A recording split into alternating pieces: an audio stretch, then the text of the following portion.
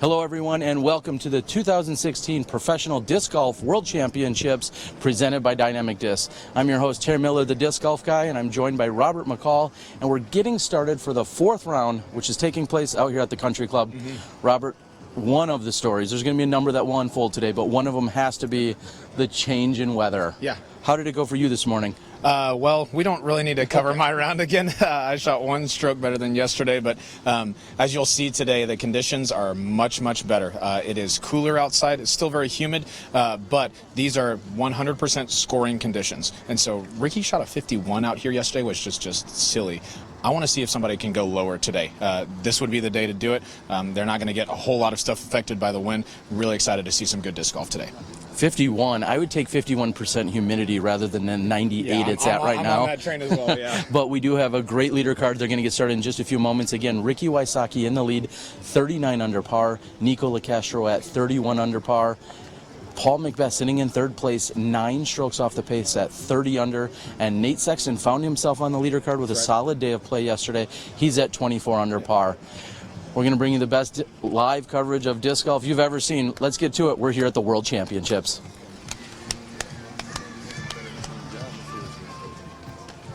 I was ready to make a power thrower reference. Okay, welcome to the final card of the 2016 PDGA Professional World Golf Championship. First up, from Fort Mill, South Carolina, representing latitude 64, Richard Wysocki. All right, Richard. And full name, Richard Wysocki, here on the tee.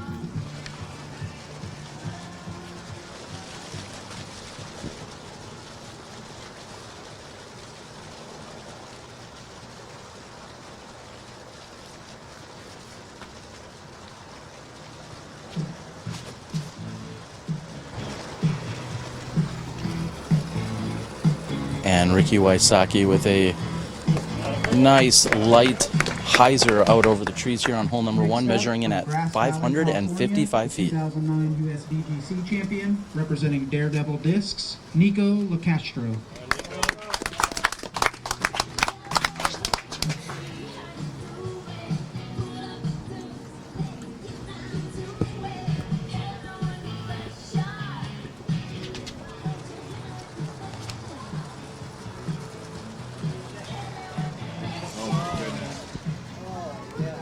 Nikko's going for it.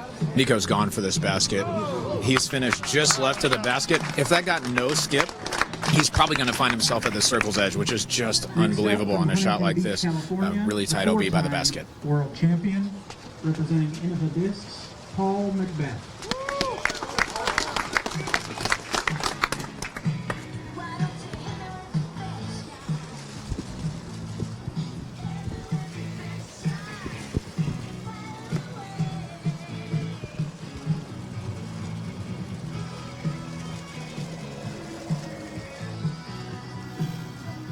Paul's gone with a Star Destroyer. He's taking it inside a little bit, and it's getting a great flight on it. Oh my goodness, it looks like it flashes just in front of the basket, a very similar fashion to Nikko's. He's probably going to be just inside the circle. And he gets some props from a young fan in a SpongeBob SquarePants shirt. That was wonderful. Sexton.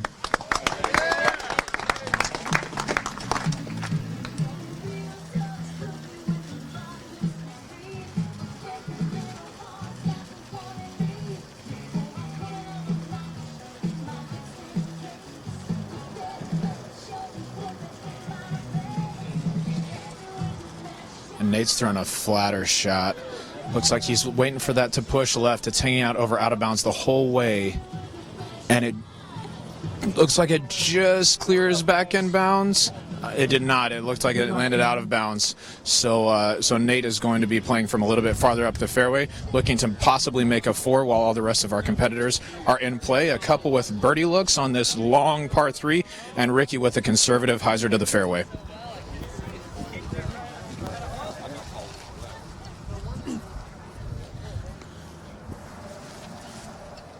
Robert, it is an overcast day, as we mentioned earlier here today. We're also seeing the gallery, if not double or triple the size that we've seen the last few days out here. Of course, everyone is excited as the World Championships is just a day away from concluding, knowing that we have a fourth round here at the Country Club. Tomorrow, the semifinalists for the Open division will go back over to Jones East, and then, of course, everyone comes back here for the final 9. That's going to be held for all of the divisions, 9 holes here at the Country Club.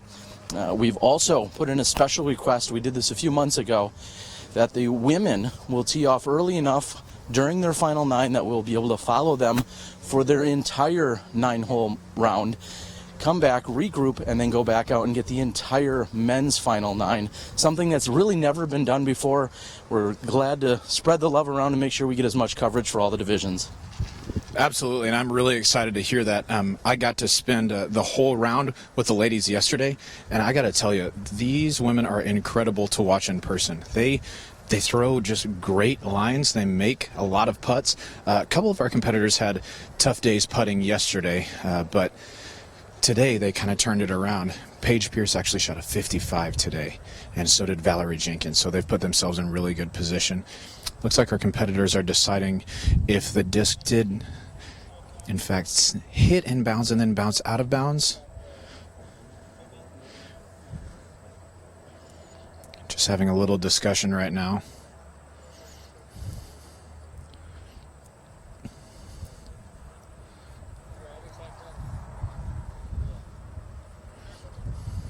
You see our competitors pointing. They're trying to figure out the line that Nate's disc traveled on. So he's going to be taking his second shot, but what'll count as his third with a penalty stroke farther back the fairway than he would really like to. He's going to be looking to save 4. That's about straight line from the tee pin. Just ties it in at the end. Okay. Of course, this comes down to the group decision. I feel like, I don't know, that seems like a very fair, if not even generous spot. Of course, tough to tell when we're looking at 400 feet away, but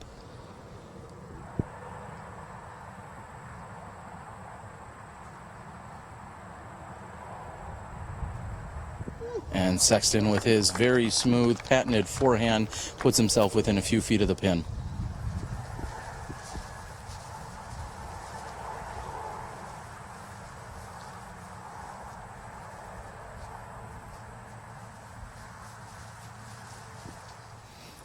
And I think one of the questions that we'll have to ask over and over today is, are we going to see conservative play or are we going to see aggressive play out of someone like Ricky Wysocki?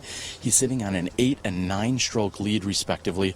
Right now this is, I don't know if you'd call it a 2 or 3 horse race or a 1 horse with a pair chasing. I'm not sure what you call that, but obviously if somebody were to get hot, if a Locastro or a McBeth were to heat up today, they do have the chance to catch a Wysocki, but you gotta wonder if he's gonna play aggressive at all or if he's just gonna try and maintain.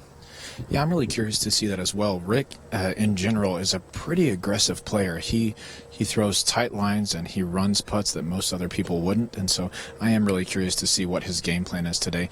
I don't know if he planned to go for this hole yesterday, but he threw a very conservative hyzer today and just pitched up under the basket. If you're sitting at home and thinking about a 555-foot hyzer that's downhill, it's just such a tight landing zone. And so for these competitors to go for it and come up close is a really, really good shot. Nikko's found himself in a little bushy tree, safe from the out of bounds, but with an obstructed putt.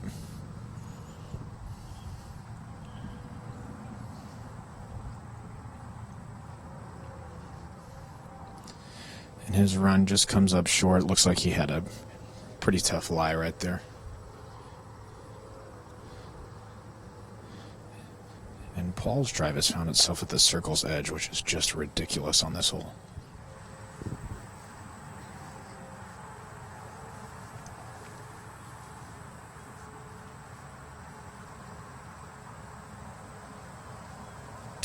Yeah. And Paul McBeth will not go quietly into that dark night. He drops his in for a 2. Looks like Ricky is going to be tapping in a 3, as will Nikko, and then Nate Sexton is going to have a 4 after this hole's over.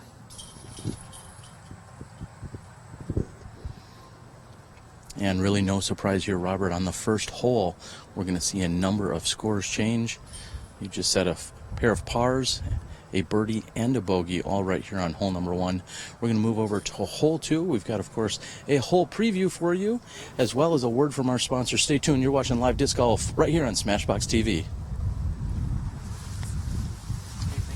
Hole 2 is a 549-foot thin hole with an OB left and right. Players throw over a small hill off the tee and are looking to get past the grouping of trees that guard the last 150 feet to the hole.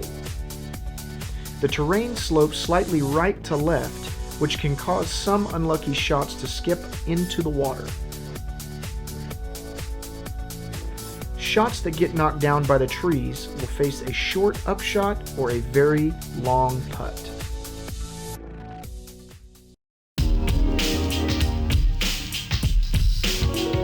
Hey everybody, this is Bobby Cool Daddy Slick Breeze, And I'm Eric McCabe. and we want to invite you to check out our podcast, The Disc Golf Answer Man, where myself and Eric McCabe, 2010 Pro World Champion, answers your disc golf questions, any questions on discs to choose, life on the road, Don't forget about the Ralph updates. and even Ralph.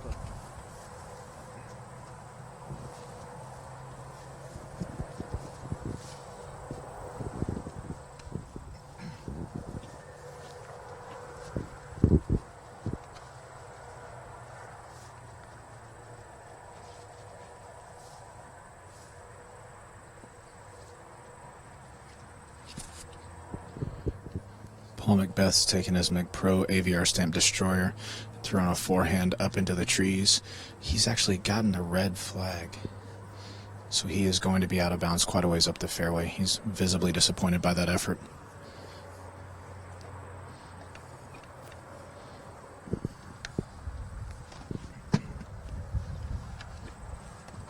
Ricky walked up to the tee holding a felon for a forehand. It looks like he switched to a backhand St. Pro here.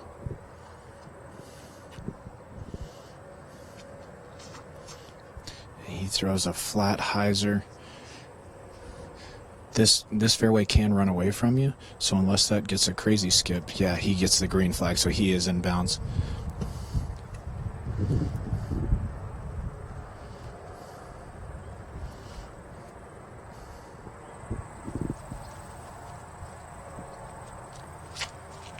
Nikko's gone with a mystery tie-dye disc, and he's thrown the best line of the bunch so far. If he filters through the trees somehow, he's going to have a really good shot. He gets a nice round of applause, which leads me to believe he might have made it about 80 feet from the basket, which would be a phenomenal shot.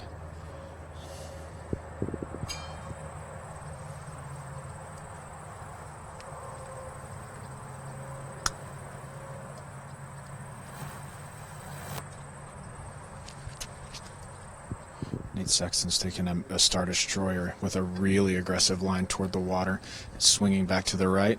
He walks off confidently, and he does get the green flag, so he's going to be in the fairway. Hole 2 measures in at 549 feet. I think it's probably one of the easier par 4s to get a 3 on the course. However, there's a lot of trouble to be found on this hole.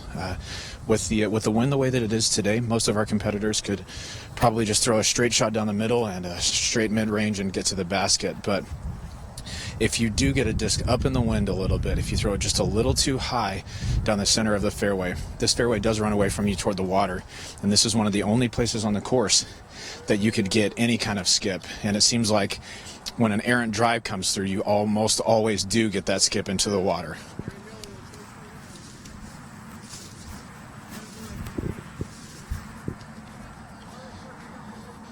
Terry had mentioned this just a bit earlier, but I want to reiterate, the gallery out here is quite large today. I don't know if I can estimate a good number, but I'd say at least a couple hundred people who are following our lead card, which is awesome to see these guys get to put on a show for the spectators, who some of whom are competitors and some of whom just came in to watch them play.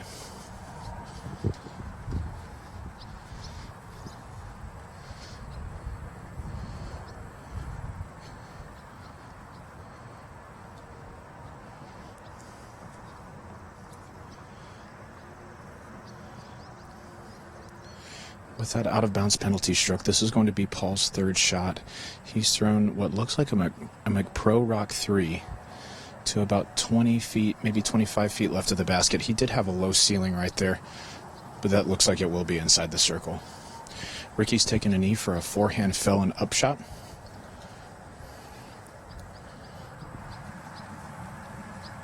He lets it go smoothly, and he gets just a little skip to the basket. That's going to be a drop-in birdie 3 for Ricky on this hole.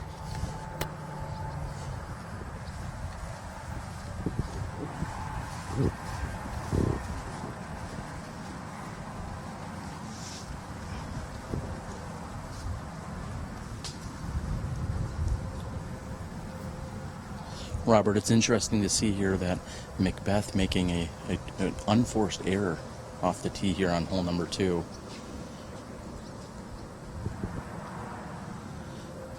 And a long jump putt by Nate Sexton comes just short of the basket.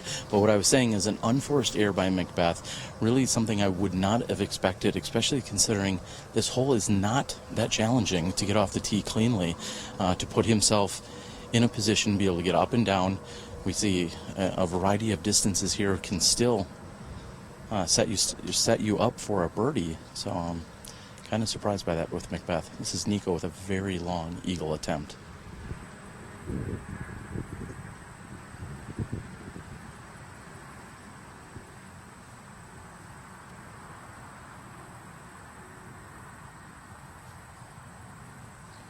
And right out of his hand, it didn't seem like that had enough height. Nikko's actually watching as this putter rolls away toward the water. Oh, goodness. It's hit some tall grass. I can't tell if that's settled in bounds or not. But Robert, that looks as if it has in fact gotten up and rolled OB. One of the worst possible breaks that Nikko could have received here, as it landed just a few feet from the pin. And in grass we've been talking about all week that really doesn't allow for any skips or have any movement, and that just gets up on edge and gently rolls over to the OB on the left side. That is a very tough break for Nikko Locastro. Extremely unlucky. When your putter lands on hyzer, there's always a chance that it could pop up and get a roll like that, but you never expect it to happen, and when it does, it's always painful. Just like you were saying, Terry, I was surprised to see Paul make a mistake like that. The wind on the box was actually more like a tailwind, and now that we've gotten up here, it's a little bit more left to right wind. So it seems to have pushed his forehand farther to the right than he thought it was going to. Nikko's regrouping right now, drying off his putter. Looks like he's going to have about 40 feet back up the hill, now with the wind at his back. And rarely do you see in any disc golf hole one of our top competitors going for an eagle 2, and if he doesn't convert here, he could ultimately walk away with a bogey 5.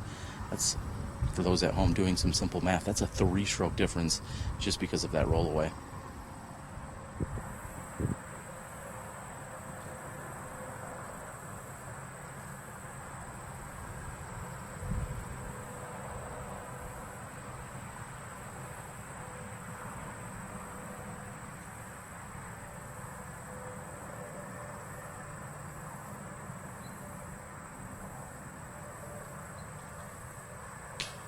Nikko's just off the right side of the basket from there. Clearly not happy with that performance. Looks like he's going to be taking a bogey 5 on this hole. And what that really means to us is that could be an indicator of how this round, or what his demeanor may be like the rest of the round. Getting a very early bad break such as that could really set the tone for a frustrating round.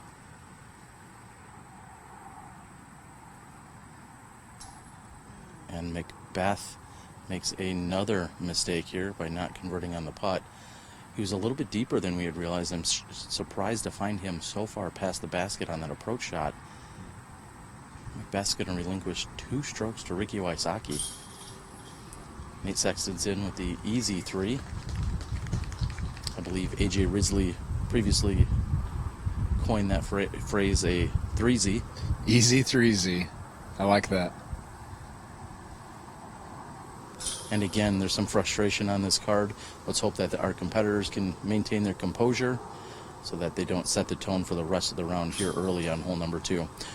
Like we said, it's been a challenging, tough couple of holes to get started, except for Ricky Wysocki. He's in easy. We're going to move over to hole 3 with a hole preview and a word from our sponsors.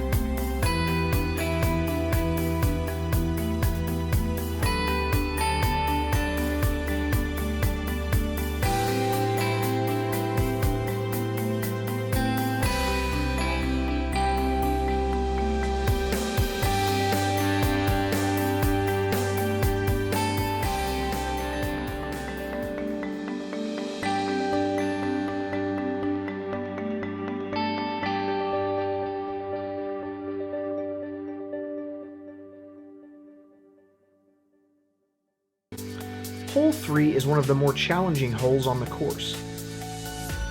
Often playing into the wind, the hole starts out wider but is quickly brought in by the OB ball golf fairway to the left and sidewalk up to the right. The hole descends a little bit off the tee only to rise back up in the second half of the hole. Trees guard the middle of the fairway and force players to push out over OB territory to gain distance. And the hole continues to narrow around 50 feet wide near the basket. Players are in constant danger of OB strokes here.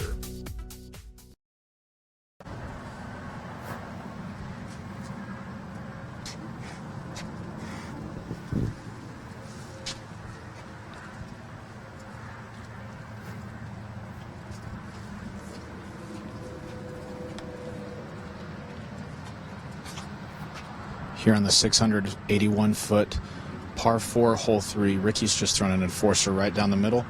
He should have a good hyzer look at the basket from there. And we do need to correct ourselves. We thought Nikko's putt rolled OB on the last hole. It actually did stay safe, so he's only going to take a par 4 on that hole instead of a 5.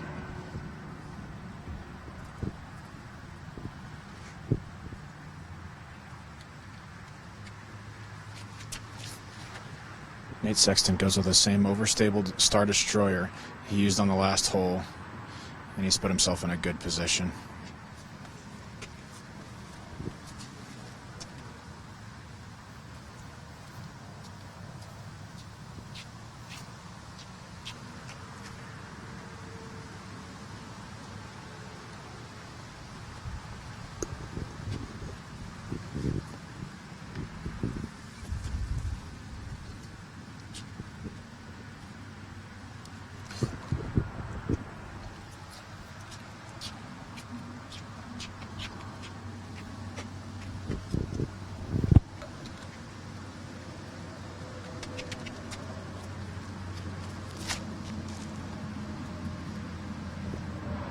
For a moment there, Nikko looked like he was eyeing up the hyzer, but instead he just throws a turnover. And he's really surprised by the push he got from the wind right there. He was not very pleased with that.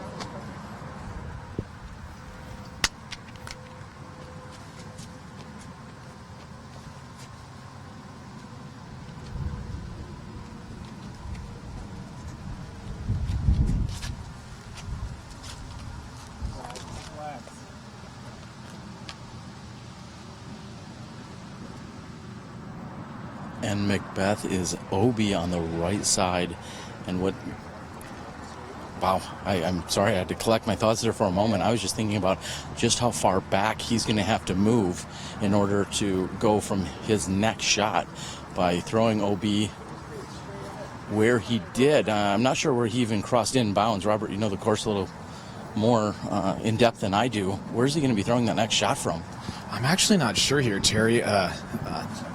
The course may play as a drop zone if you come to the silver tee may play as a drop zone if you come to rest out of bounds. I'm not positive, but either way, Paul's disc was hanging on an anhyzer almost over that short tee that we're walking up on right now. And so, yeah, he's going to be taking the shot from a long ways back. Yeah, he's just dropped his mini right by the drop zone. He's clearly frustrated.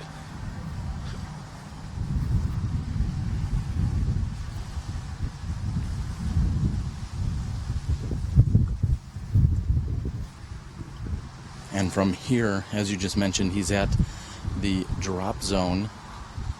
Or is this the silver tee possibly? Either way, 457 feet.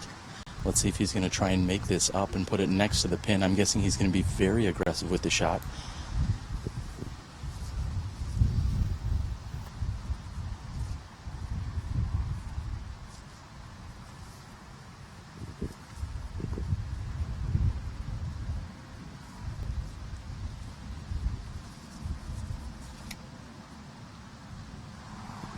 And rarely does Paul McBeth have to throw with such power as in the 457 feet. And he is, in fact, OB on the left side now.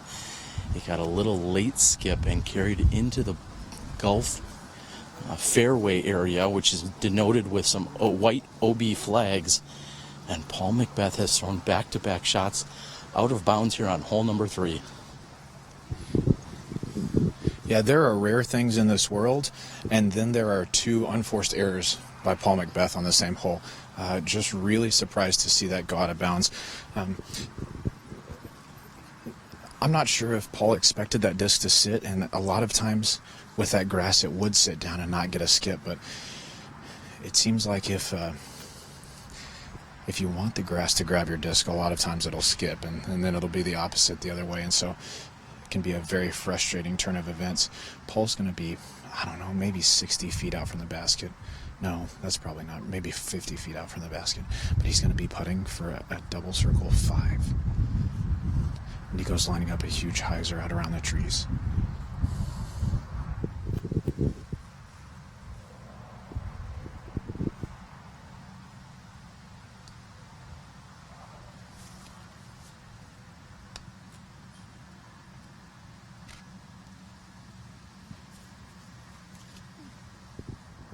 Hear the grunt as Nikko rips that out on hyzer. He's looking for it to get down. Oh, and it does get down within about 5 feet of the basket. That was a beautiful hyzer with what I think is a Star Destroyer. Once again, we don't know what Nikko's discs are. I asked him if I could look through his bag to share what he was throwing, and he told me it's personal.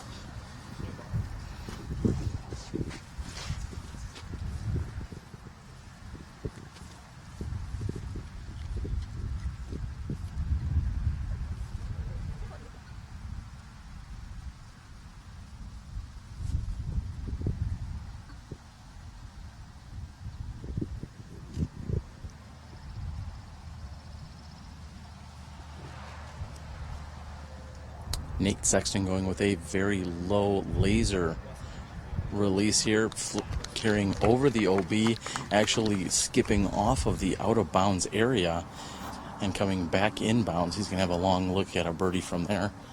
And although Ricky is somewhat pinched up against these trees, I think he's going to have plenty of room to go out and around.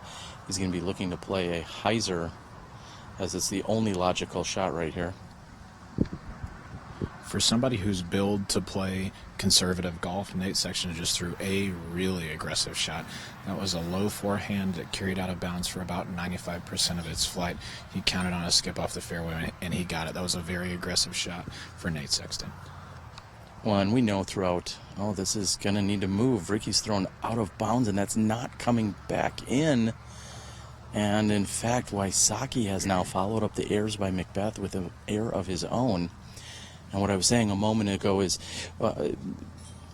Nate Sexton has felt like the disc golf media are the ones that have really deemed him as conservative.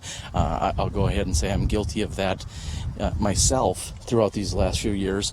Nate's just a very smart, conservative player that I shouldn't even say conservative. He is a very smart, calculated player is maybe the best word to use there.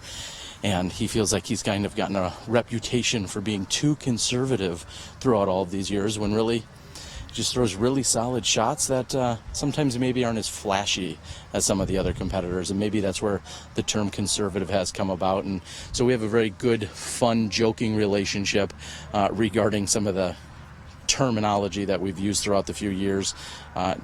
Nate, though, throwing, yes, a very aggressive and a perfect shot on that previous approach. Whatever we do not want to talk about Nate Sexton being soft, because that's another discussion from another tournament earlier in the year, so we won't go there.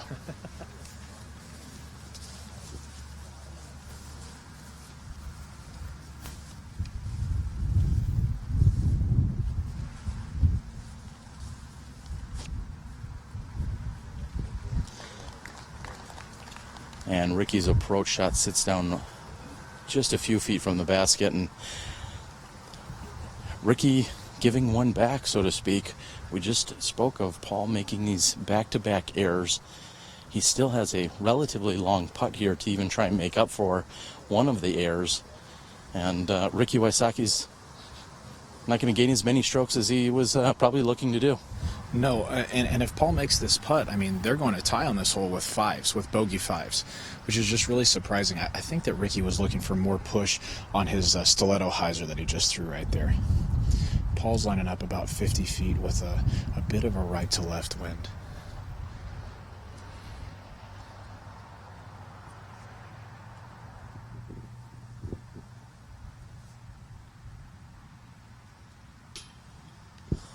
And we just saw a roll by Nikko a moment ago. Here was another roll away, however, not nearly as punishing as the one by Locastro on the previous hole. But McBeth is short, and he'll be carding a double bogey 6. Not too often you can say that Paul McBeth takes a double bogey 6 anywhere. No, absolutely not. The teeth have come out on the Emporia Country Club early today.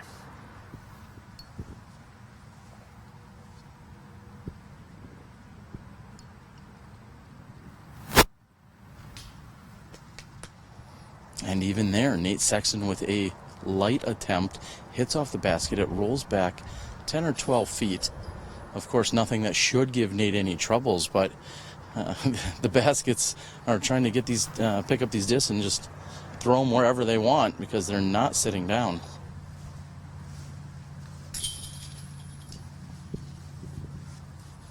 Hole 4 is probably deemed one of the most aceable holes out here at the country club. Maybe one of our Rockstar leader card competitors could find themselves on ESPN with an amazing shot on the next hole. We'll be back with you in a few moments after a word from our sponsor and a preview on hole number 4.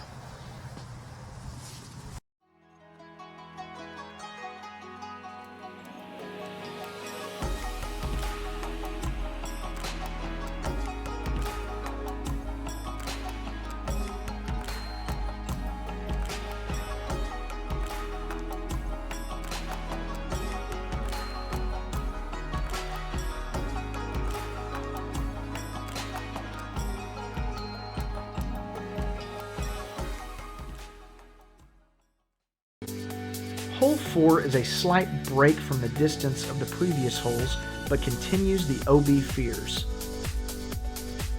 Slightly uphill to the green, players must worry about an OB sand trap and a ball golf green, while not allowing their disc to be carried too far left by the predominant right to left wind. The green has a small amount of foliage that can cause trouble for shots a bit outside the circle.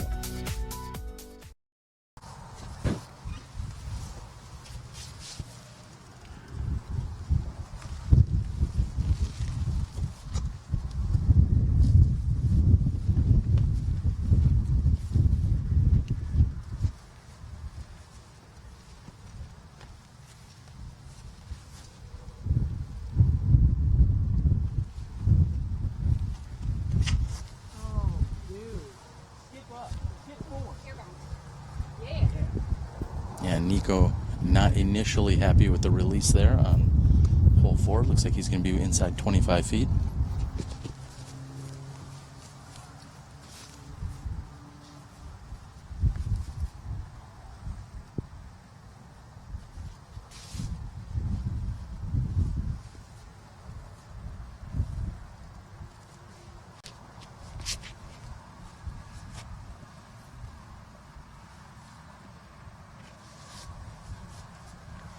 Skip some. Sexton wide right.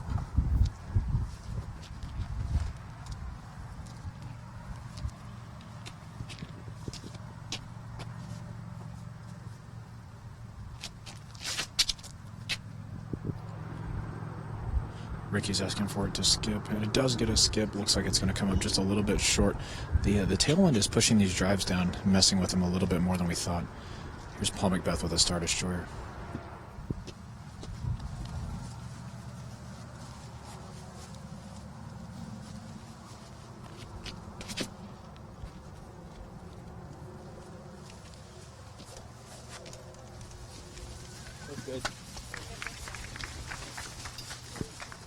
And Paul McBeth has placed himself certainly within putting range there. Earlier in the day, our 2016 Amateur World Champion Isaac McDonald took care of hole number 4 in just a single throw, making life a little easier when you're out here, just carting the 1 and moving on. Isaac McDonald, of course, having a great year, becoming the Amateur World Champion. And we see him out here competing this week.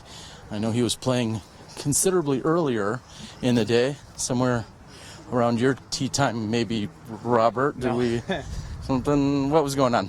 No, that's an insult. Isaac was definitely a little bit after my tee time. But yeah, he put a good round together today. I think he said he shot a 56 or a 57, which is pretty darn good out here. The crazy thing about this hole is Isaac hit an ace. Another competitor on his hole hit on his same card, hit the front of the basket for an ace. And then we've just found out that Eric Oakley hit an ace on hole 13 at the Emporia Country Club. And so the aces are abounding today. Let's catch one on camera and find ourselves in Sports Center again. I'm okay with that.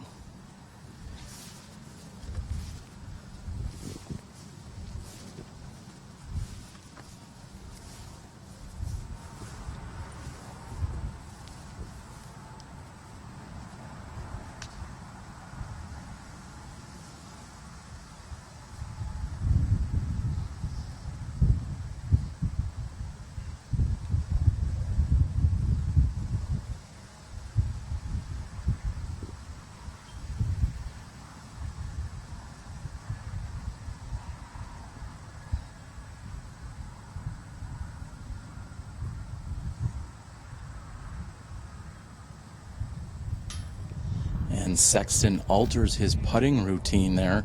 Instead of more of a straddle loft putt, he goes with a more straight on spin putt. That was to combat the headwind that he was looking at. This is Nikko Locastro from 26 feet.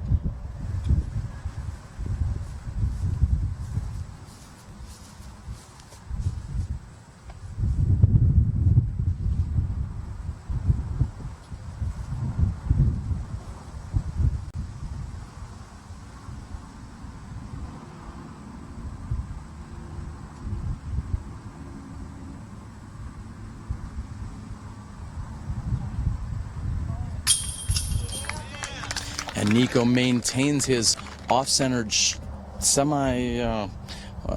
altered straddle putt. He's been with it for the last few days. I think we're going to see it throughout. It's obviously working well for him this week.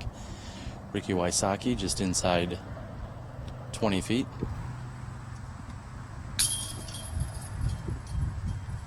And What? Yeah, you did not see. That was not a glitch. That was not a drop in frames here on our broadcast. That was, in fact, Ricky Wysocki missing from approximately 20 feet. That may be the first one I've seen literally in weeks from that distance by Ricky Wysocki. And he will tap in for his 4. So he's going to give up a stroke to Paul McBeth and to Nikko Locastro. We're going to move over to hole number 5. We'll be back with you in a few moments after a word from our sponsor and our hole preview.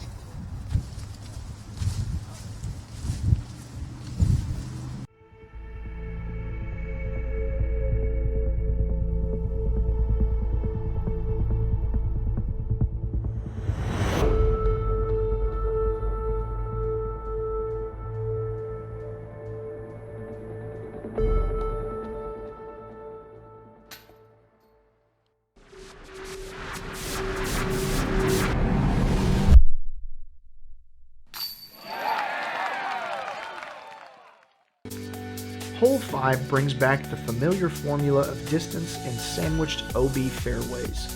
Though the playing area is more generous down this hole, at 659 feet, players can often manage spectacular drives off the downhill tee, giving them a short but uphill approach shot through the final foliage. Players attacking the green from the base of the valley can find difficulty in throwing the disc uphill, but not too high as to catch the branches. 3 trees sit just within the circle, causing some problems for shots that aren't inside 20 feet. Here at the Emporia Country Club on hole 5, this is a 659-foot par 4 with OB on both sides of the fairway, but a generous fairway to land in. Just to make a brief correction, Ricky did get a 3 on that last hole instead of a 4, so he's only just losing 1 stroke to Nikko and Paul McBeth. Nikko's lining up what I believe to be a Star Destroyer.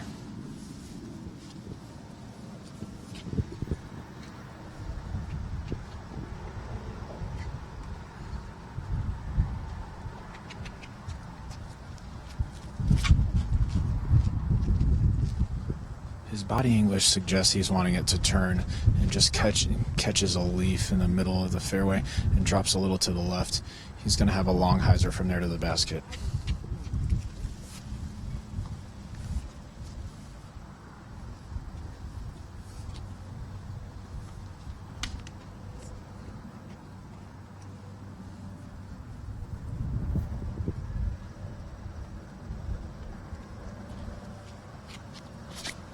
McBeth has gone with his blue swirly Star Destroyer, and he has absolutely mashed it. You can see by Joe having to move out of the way with the camera there, he did not expect that disc to get that far, but maybe he just didn't see it was Paul McBeth on the tee. He's crushed it. Here's Nate Sexton with a PD2.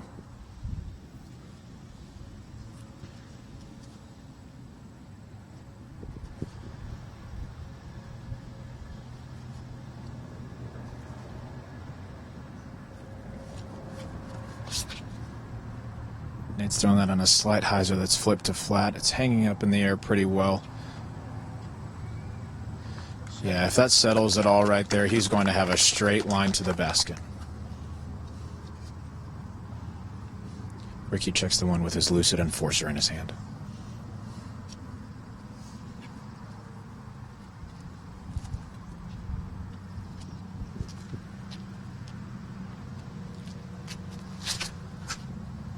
Ricky's comes out on a little more hyzer than I think he wanted, but that's going to be on the left side of the fairway. Should give him an open look at the middle gap toward this basket. Coming in at 659 feet, hole 5 out here is one of the more birdieable par 4s. Most of our competitors, our right-hand, backhand competitors, I should say, are going to be throwing an overstable disc pretty much straight at the tree on the right side of the fairway and wanting that to swing left back into the fairway. Once they're there, they'll have anywhere between Nikko might have about 350 feet to the basket as his disc hit a tree, but our other competitors are going to have under 300 feet to the basket, maybe even a little bit less. The hill does slope back up toward the basket, so up shots can kind of be deceiving sometimes on shots like these.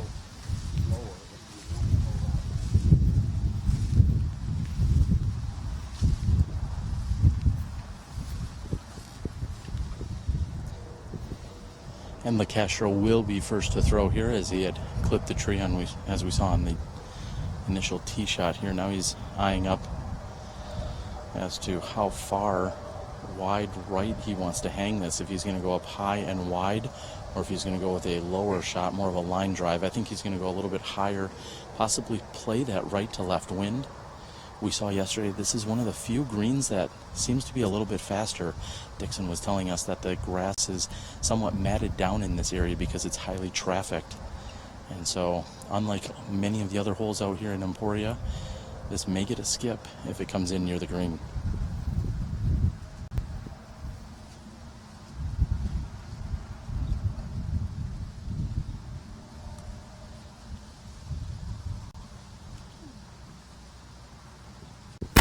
An interesting foot placement there by Nikko. It's one note that I've made throughout the years as we see him get caught up on that right-hand side is him and a number of other players will frequently put their mini marker in a spot, but then sometimes leave their original throw directly in front of it or left or right of it. I personally, I'm a big fan of getting that disc out of the way so there's no confusion as to where you're trying to place your shot. I've seen that a number of times. In fact, during a tournament round, I watched a competitor walk up. He had marked his lie, and then when he ran up, he actually ran up and used his disc as if that was his mini marker, foot faulting by 3 or 4 feet. And I think just to eliminate even that possibility, whether it's intentional or otherwise, just eliminating that possibility is what I would consider a pro move and a pro tip.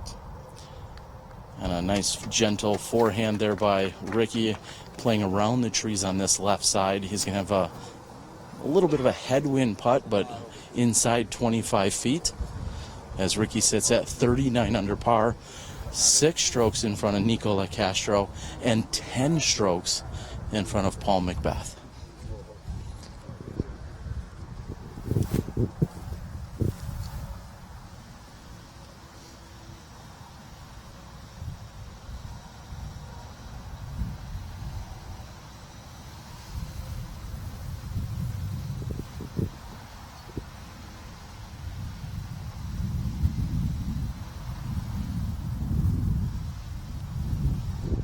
Sexton goes with a low straight forehand.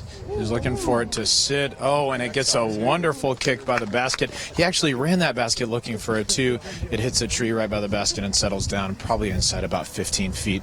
When you've thrown your drive as far as Nate Sexton did right there, you have a lot of options to get to the basket.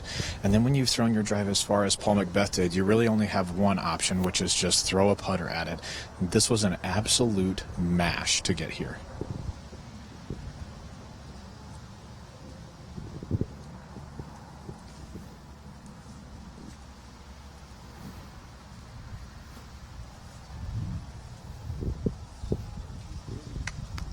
And Paul motions for the gentle put down there next to the basket, and his Nova has listened very well.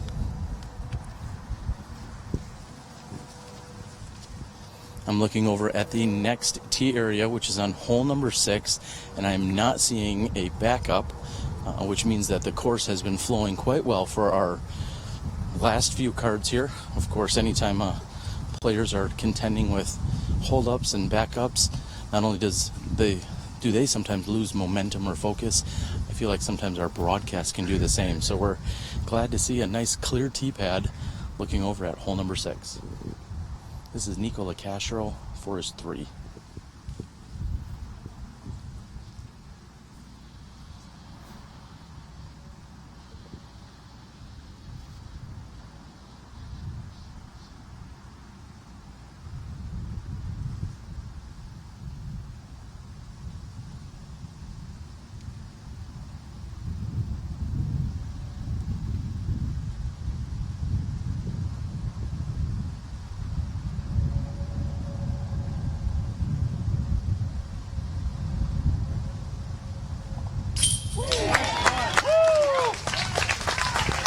And a running double fist pump there by Locastro. And what I took most note of there is he went back to the full-on straddle putt. So we're seeing that on any given hole or situation.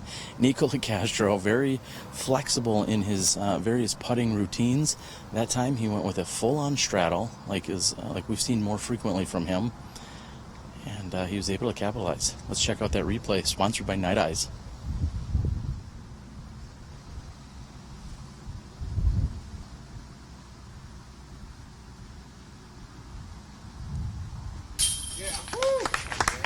And Ricky, from a similar distance that we saw him miss from just a few holes ago, no problems there on hole number 5. He takes the birdie 3. Sexton's looking to do the same. He's inside of that. He's only looking at 12, maybe 14 feet at most, not even. And McBeth will be inside that. So we do have a brief walk over to hole number 6 where the tee is clear. We're glad that you're here and tuned in watching live disc golf. Go out and share it with your friends. Share it with your enemies. Let everyone know you're watching live disc golf right here on SmashBoxxTV. We'll be back after a few words from our sponsors.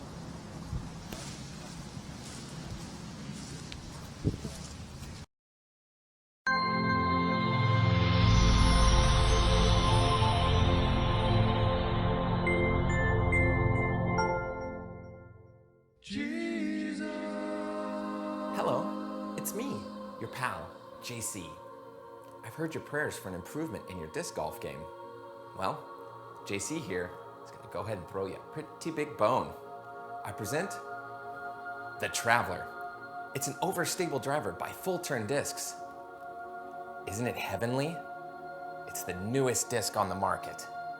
And you can take it from the highest authority that this is the disc. You're welcome.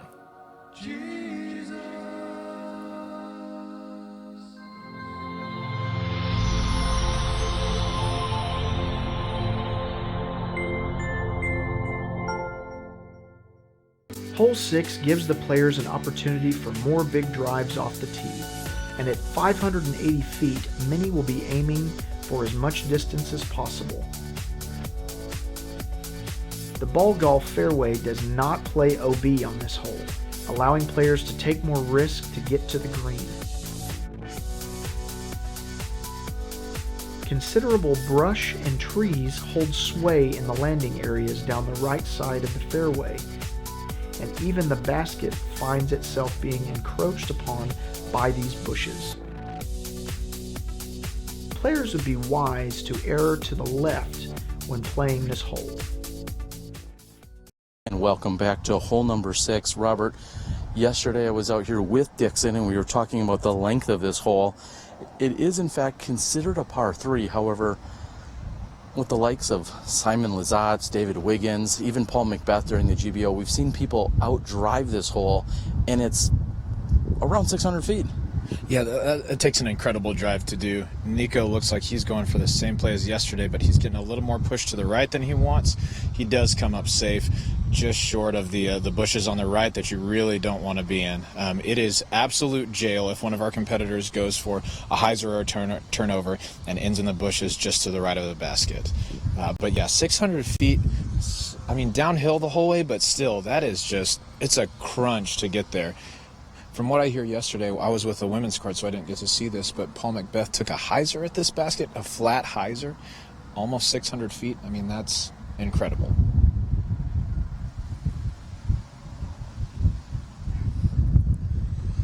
And today he's giving it the turnover, and he's heading toward the pin. If that can flex out and stay out of the bush. And I think he's put himself to the right. He's going to be very obstructed. I'm not sure he's going to even have a look at a putt from there. It's tough to tell from this vantage point, but huge crush. It may not be effective when it comes to looking at the birdie.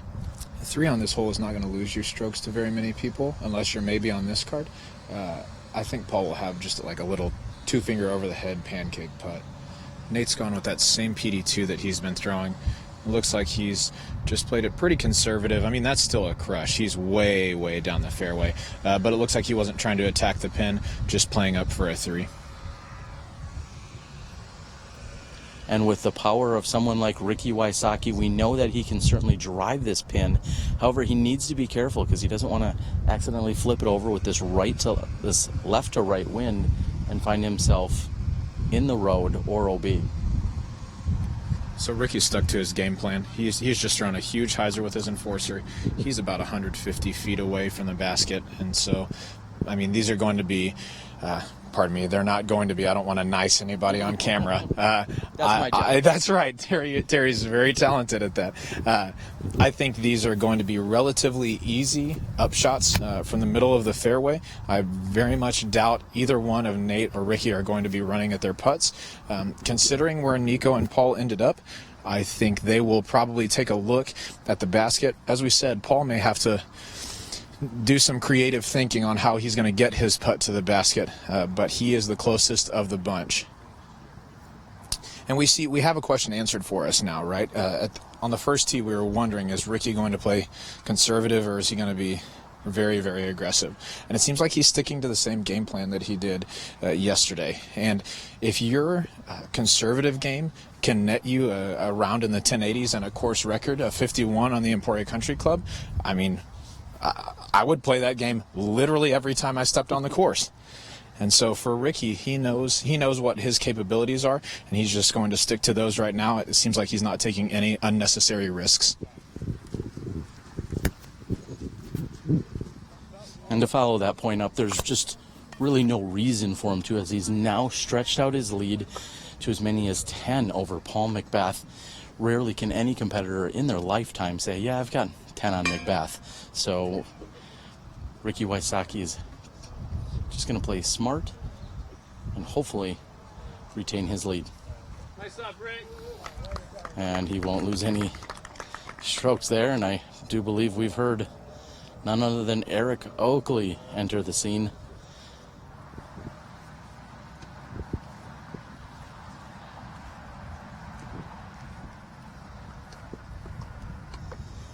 Sexton with a solid jump putt. And as we move up the fairway here, we got to go ahead and thank some of our amazing broadcast supporters and sponsors. We've had a number of them step up this week in a variety of ways. So thank you to every single person, whether it was a donation on our website, SmashBoxxTV/support, whether it was there or if you logged in and became one of our broadcast partners. So I'd like to go ahead and thank Shop Tom. I'd like to thank Tina Stenitis of Whale Sacks, Rick Cushane, who's helped us out with graphics and is an all-around amazing guy, Infinite Disc, ValueNet Fiber, Full Turn Disc, Sally West from the West Coast, Synergy Disc Golf, Chris Cobb, Paragon, Night Eyes, Disc Golf Pro Tour, Discraft, Dynamic Disc, and the PDGA. Thank you to all of our supporters and sponsors for our broadcast week. Now, while Terry was telling you about some of our sponsors, I'm not sure if you were able to see Nikko's putt. He tried to run it from there and turned over into the bushes, which is not very far from the basket. But he's going to have a difficult look from there. Paul McBeth is behind those bushes. Oh, he's thrown a little two-finger pancake over the top and just missed the right side of the basket. Now, Nikko is caught up in these bushes, and he's going to have to get underneath them to spot his lie. Oh, he stayed a little bit more on the outside, so he should be able to straddle out relatively easily. Looks like he's going to have about a 20-foot putt, maybe even 18 or so.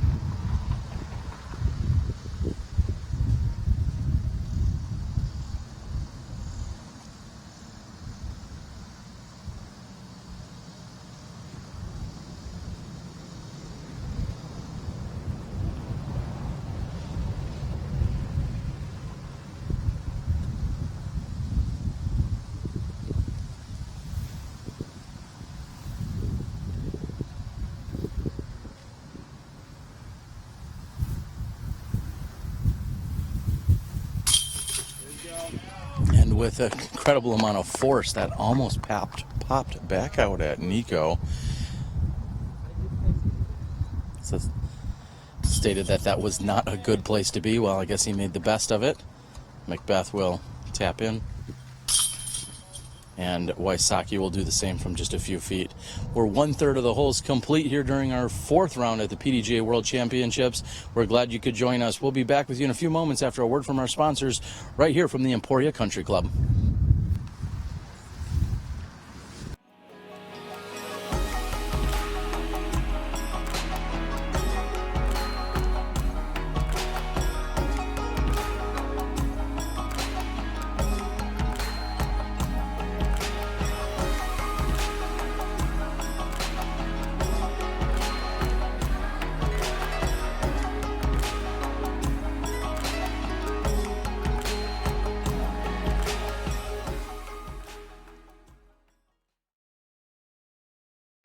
Hole 7 plays shorter than most of the previous holes and is slightly downhill, giving one of the better opportunities for a 2 on the course at 386 feet.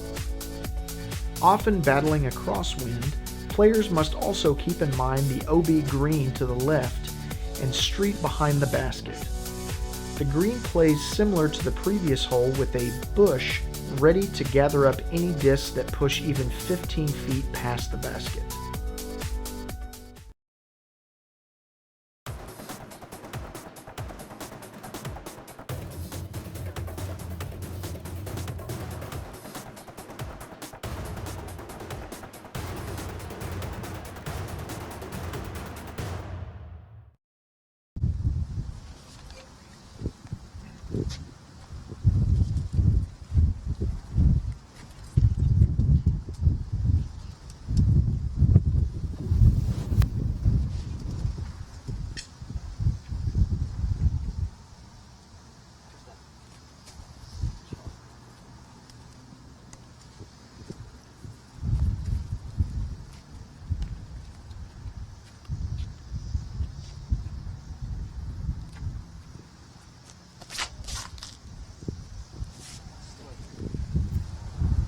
And Nikko going with a low level line at the basket.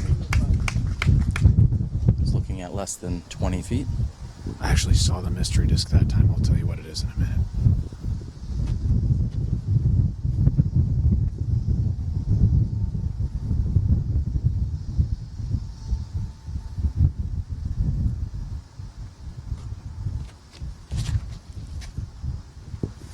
And McBeth altering his game plan from yesterday, where he went with a much wider hyzer, found himself without a putt for birdie, and today he follows the line that we saw with Nikko Locastro. Yeah, he took a Thunderbird for that shot, for that low straight shot.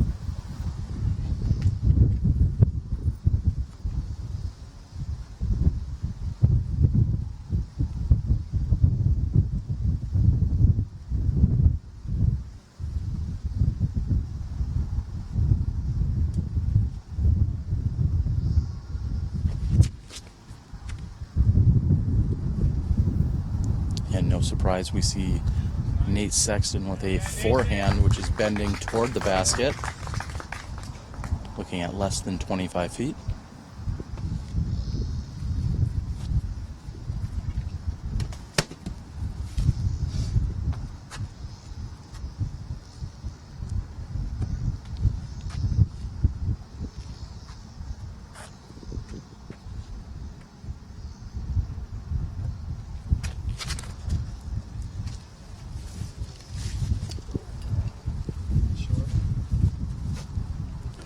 And Wysocki's is ultimately fading back toward the pin.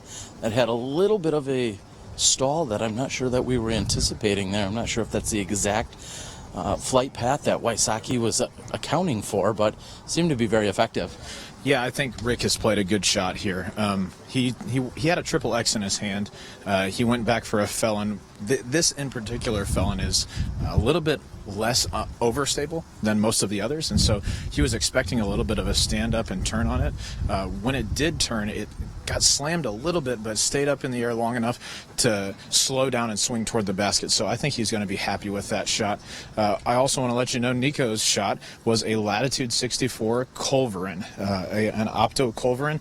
It's not really overstable fairway driver, but a nice usable overstable fairway driver, maybe similar to a T-Bird or something like that. All of our competitors are going to find themselves with putts at this basket. I'm not sure if you can tell from the cameras, but the wind has picked up out here a little bit, so it may affect our competitors' shots a little bit more than in the calm of the beginning of the round. And for the first time I would say today, we're seeing a little bit of sunshine looking to poke through. A moment ago, as we were standing on the tee, I felt a breeze coming from behind me, and for just a brief second, I thought it was actually cool and refreshing. I didn't think that was going to happen this week. And you were so wrong.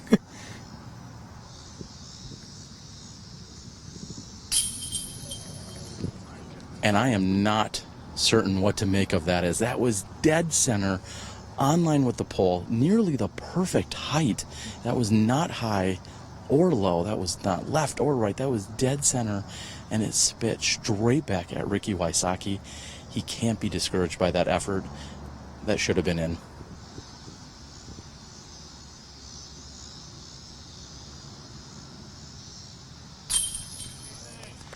And Sexton's gentle straddle up and over finds his way to the bottom of the basket. McBeth looking to pick up a stroke here on Wysocki.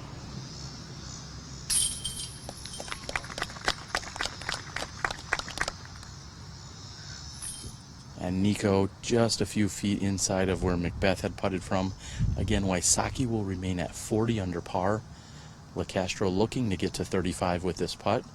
Paul McBeth moves to 31 under, and Nate Sexton 26 under par.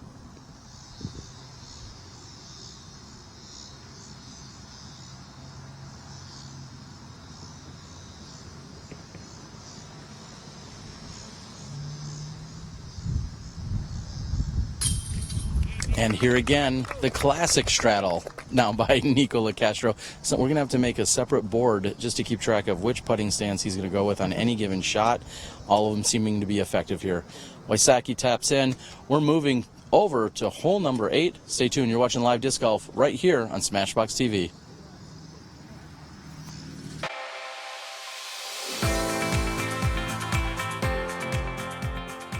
For me, it's time with my friends. For me, it's a walk in the park. For me, it's my job. Go in. Oh. For me, it's all about the exercise. For me, it fits into my busy lifestyle. For me, it's my passion.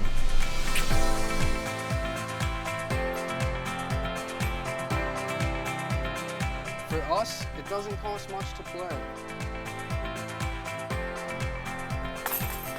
For me, it's fun.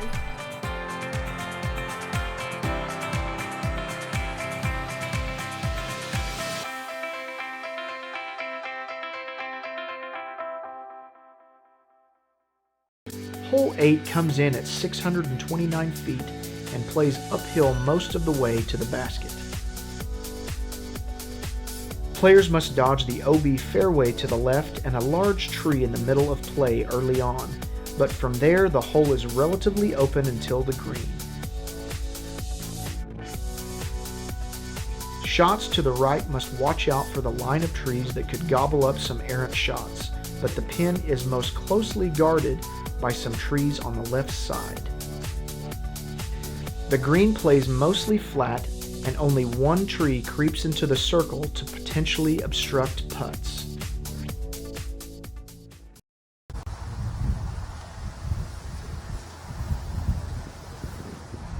And welcome back, as we are here with Nikko Locastro on hole number 8.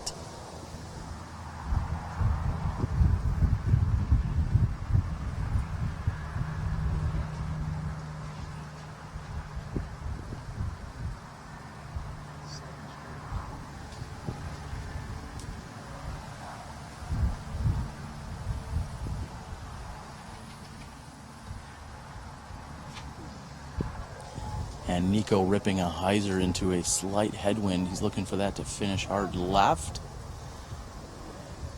And tough to tell. The gallery here likes it, however, no indicators closer toward the pin. I have Jeremy Rusko of Dynamic Disc here, and he is aiding us in looking at the PDGALive.com scoring, and we see Johnny McRae out to a scorching round here today. He is 11 under par through 16 holes, and he is pulled into the lead by 4 strokes over Chris Smith and Shasta Chris.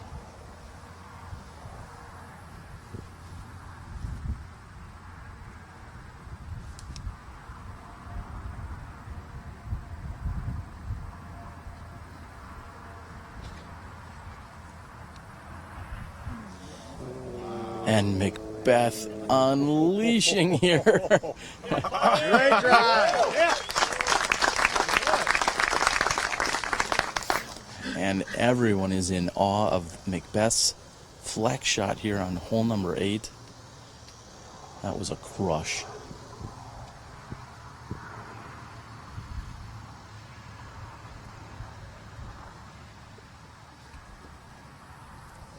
And one of the most proficient rollers in the game is in fact Nate Sexton, carrying from the OB into the right side. He's safely in the fairway. Ricky Wysocki lining up what I believe is going to be the hyzer. I think I've heard you say earlier in the week that's an enforcer by Ricky Wysocki. Yeah, he does have an enforcer in his hand right now.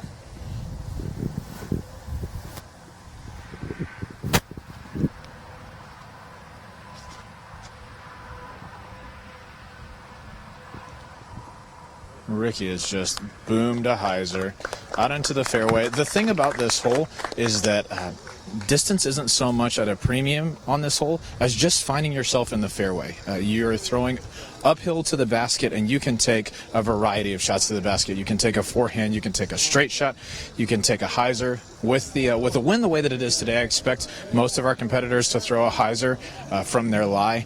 But yeah, I mean, you don't have to get far down the fairway to get a 3 on this hole. However, if you're Paul McBeth, you just throw it really super hard and get way down the fairway. It's been ridiculous to watch shots from Paul and Ricky and these top throwers.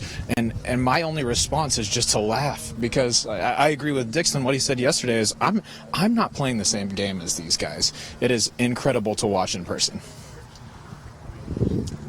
And speaking of watching in person, earlier today I saw Paul McBeth's brother, John McBeth, show up. John, of course, being on tour with Paul a few years ago, working various camera angles, putting together videos for Paul throughout the years.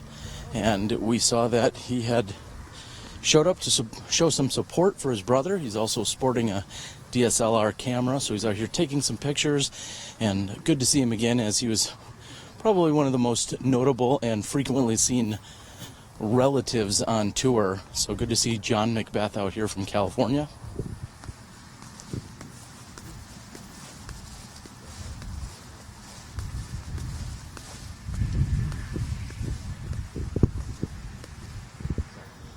And again, a moment ago, you were just talking, Robert, about the premium placed on placement more so than distance. And if Nikko Locastro has found himself anywhere in this huge bush on the right-hand side, it looks like a world of hurt, and definitely not somewhere you want to be. Yeah, there are a lot of good places to be in this fairway, a whole lot. I mean, it's a pretty wide landing zone at which you can throw a whole lot of shots. However, there are a couple of bad places. Right in the middle of that bush is one of them, and it looks like Nikko is looking at the bottom of the tree. It looks like he spotted his disc and just put his mini inside. If he were to somehow pull a 3 out of this lie, it would be an absolute miracle. I don't even know what that shot would look like or how it would get to the basket. But yeah, he's not found himself in a good position.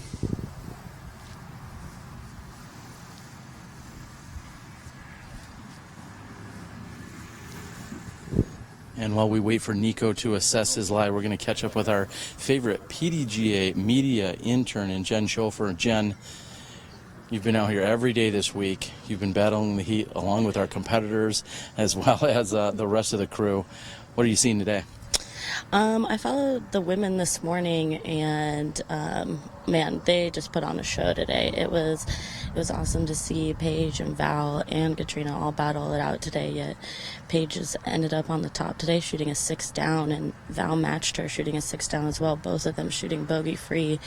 And then the golf out here today, watching Paul McBeth place his drive on a 629-foot hole about 100 feet short of the basket is great to see. I mean, it's good golf out here, and the weather can't be any better than what we've had this week, so.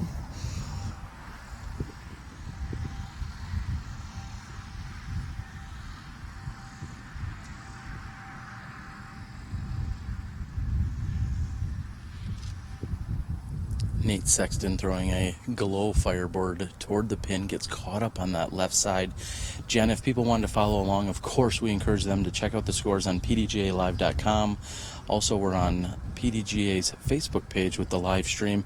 Anywhere else they should be checking in for all the sweet action this week? You can check in at PDGA Live scoring on Twitter, and then also you can check in on our PDGA Instagram. Sounds like you've got most of them covered. Thank you for all the hard work that you're doing out here this week, you and the rest of your crew. Hopefully everyone's feeling, we'll say, back up to snuff after an illness swept through some of the employee area. So hopefully everyone's feeling better, and thanks for all the amazing efforts this week. Thank you, Terry.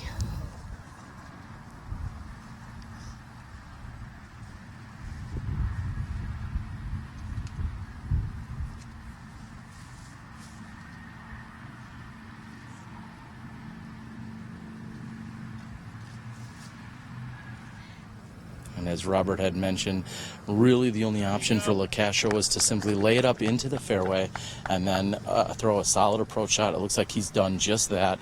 He's got Isaac McDonald on the bag here as his caddy. And I'm excited to see exactly where Paul McBeth has landed, and if there's any way he could capitalize on this crush that he's put out here on this hole number 8's tee shot. Yeah, we've just gotten to Paul's lie, and I'm going to estimate that he's maybe 120 feet away from the basket. So he's thrown that shot over 500 feet uphill into a headwind. Just absolutely incredible. You can tell that he's looking to try and make this. I very much doubt that he'll just try and lay it under the basket.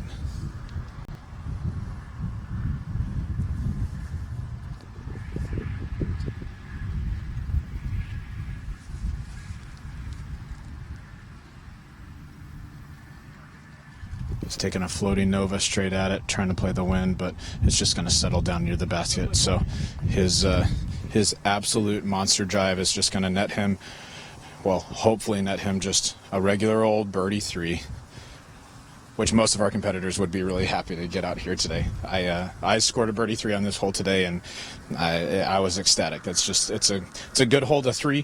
4 doesn't feel great, but it's not the worst. And Nate opted for a forehand up the hill. He's found himself underneath some branches of the guardian tree on the left side of the basket. Looks like he is maybe circle's edge or just outside the 10-meter circle here.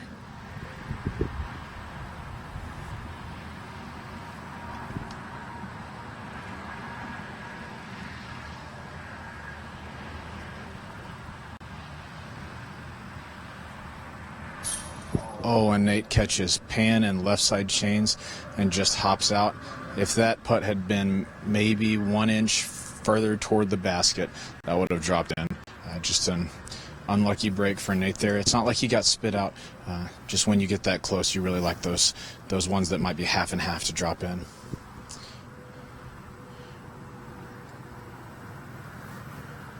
Ricky Wysocki is about 15 feet from the basket after his triple X up shot, and he puts it right in the center. Nikko's glow firebird up shot is just inside that at about 12 feet. We'll see which putting stance he decides to go with this time.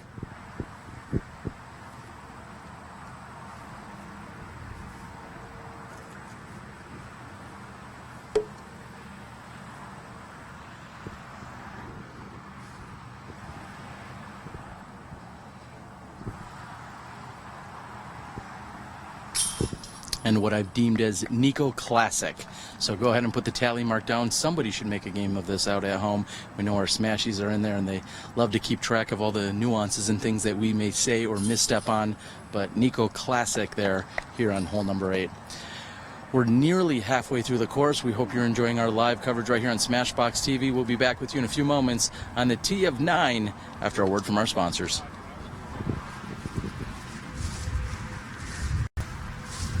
So every month, as you guys know, that we like to recognize an outstanding employee. So for the month of May, Employee of the Month is Dixon Jowers. Good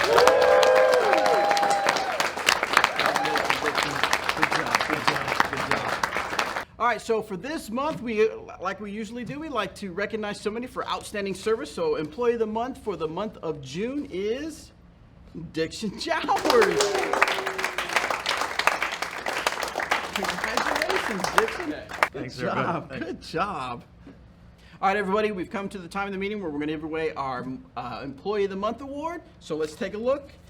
And for the third time in a row, it's Dixon Jowers. Congratulations, Dixon.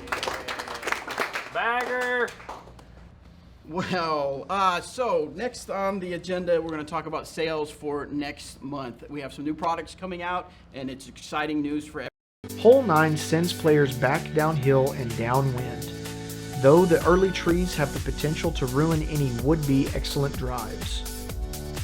The OB sidewalk requires all shots to land to the left, but many players will be tempted to carry their drives over OB to maximize distance. Following the early trees, the hole opens up again and continues downhill to the green, guarded by 2 trees and the OB sidewalk curving around the back of the hole. Approaching the green requires a delicate touch to slide in under the trees, as crashing into them will make for a difficult putt.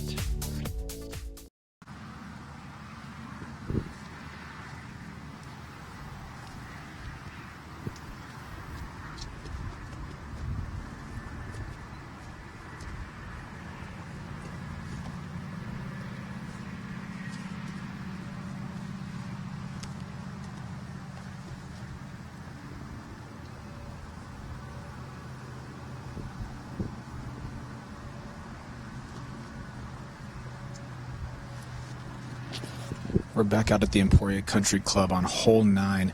Paul McBeth has made the mistake that you can't make. He's turned his forehand over into the wind and gone, I don't know, maybe 200 feet out of bounds.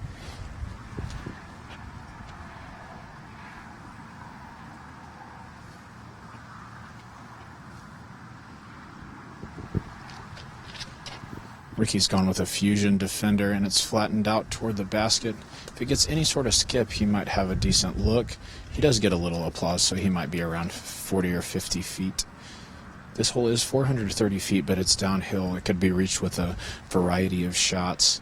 The forehand definitely being one of them. There's a tight hyzer over out of bounds, and then a straight shot down the middle. Nikko's got the same culverin in his hand that he had on hole 7, so I expect this to be a shot down the middle.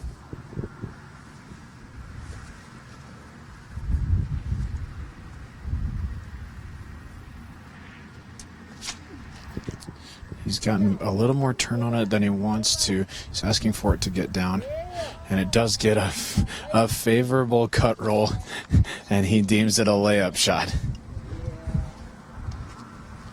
Nate Sexton's got his overstable Star Destroyer in his hand. I assume he will be throwing a forehand through the wide gap on the left side.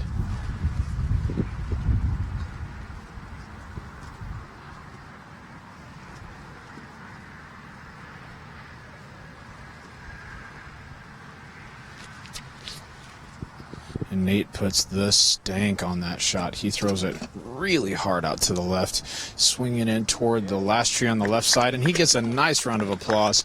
Looks like he'll probably be right at the circle's edge or maybe a little inside of that. The interesting thing about hole 9 out here is it is a birdieable hole. It's a deuceable hole.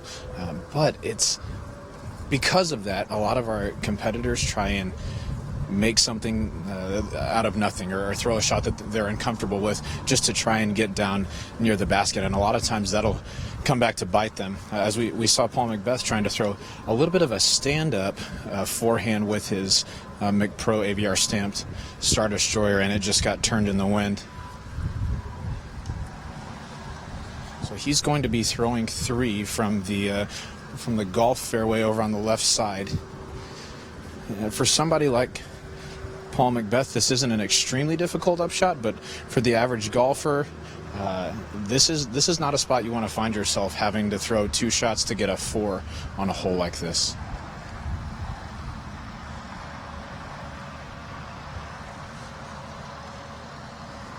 Paul's got Champion Monster in his hand. He'll be throwing a hyzer.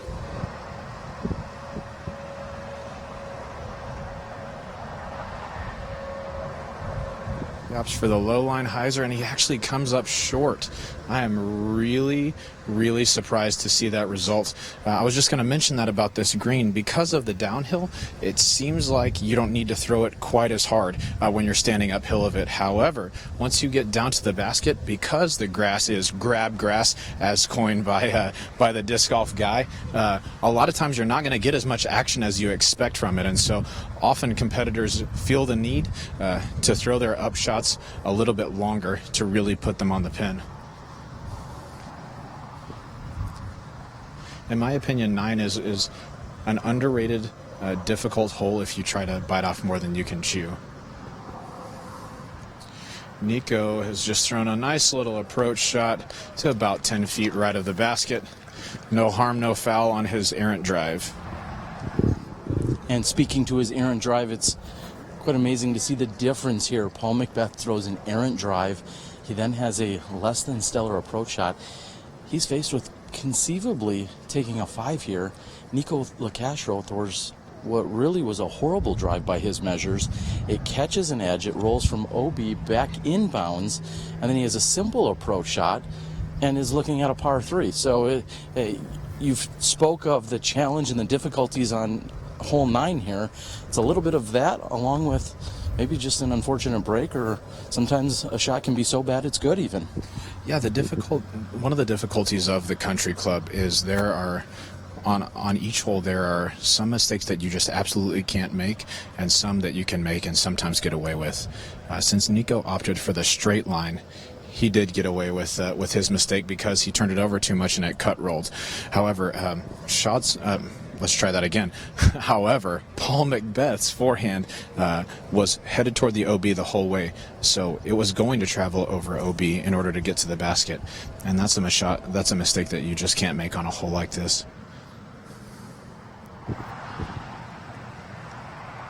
Paul is low from about 40 feet short of the basket.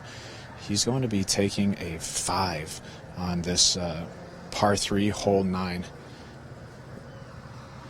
Nate Sexton's just laid up for a 3. He's directly under the basket. Each of our other competitors look to be within tap-in range, so they're each going to be taking 2 shots on Paul McBeth this hole.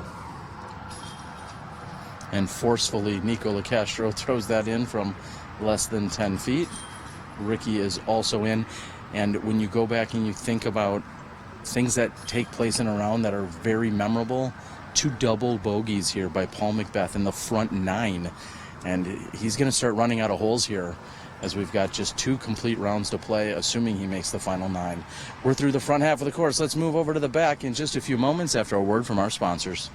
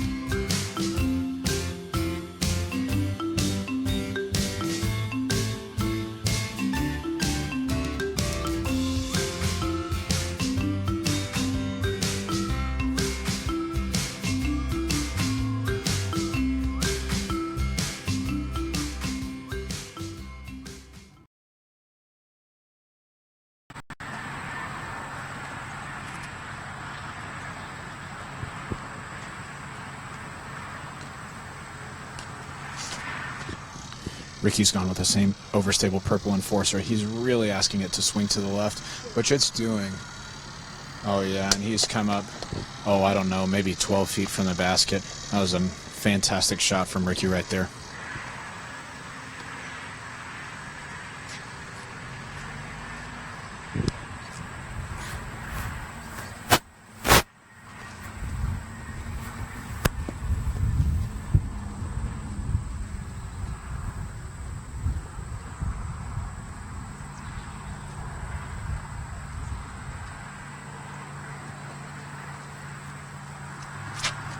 Nikko's taking Star Destroyer on a hyzer, and it's straightened out a lot more than he wants. He's asking for it to swing left, and it does.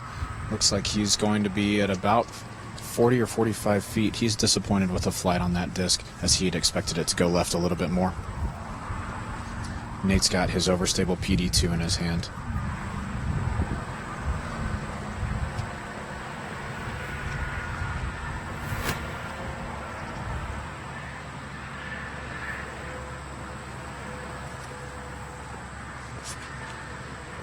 And he has crunched it on hyzer. That's traveling left toward the basket.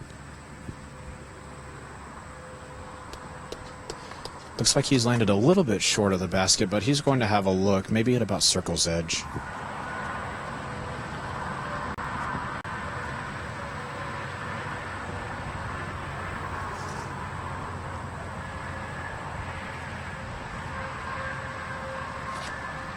Paul's gone with his blue swirly Star Destroyer. It's also traveling left toward the basket. And it's sat down in bounds, maybe 8 feet right of the out of bounds. He's going to have a look inside the circle at a birdie too. Hole 10 out here at the Country Club measures in at 402 feet. It is a downhill and then uphill shot toward the basket. This is one of the holes that our competitors, especially on the lead card and then in the Men's Pro Open division, are going to want to card a birdie too. There are not a lot of twos out here, and so anytime that they can get one of those, they're going to be really pleased with that. It looks like Nikko's drive is going to be the farthest out of the bunch. He looks to be at about 50, maybe 55 feet, and he's going to be putting toward the out-of-bounds sidewalk. It would take a strange gust or a huge mental mistake in order for him to reach that sidewalk, but that's what he's going to be putting at.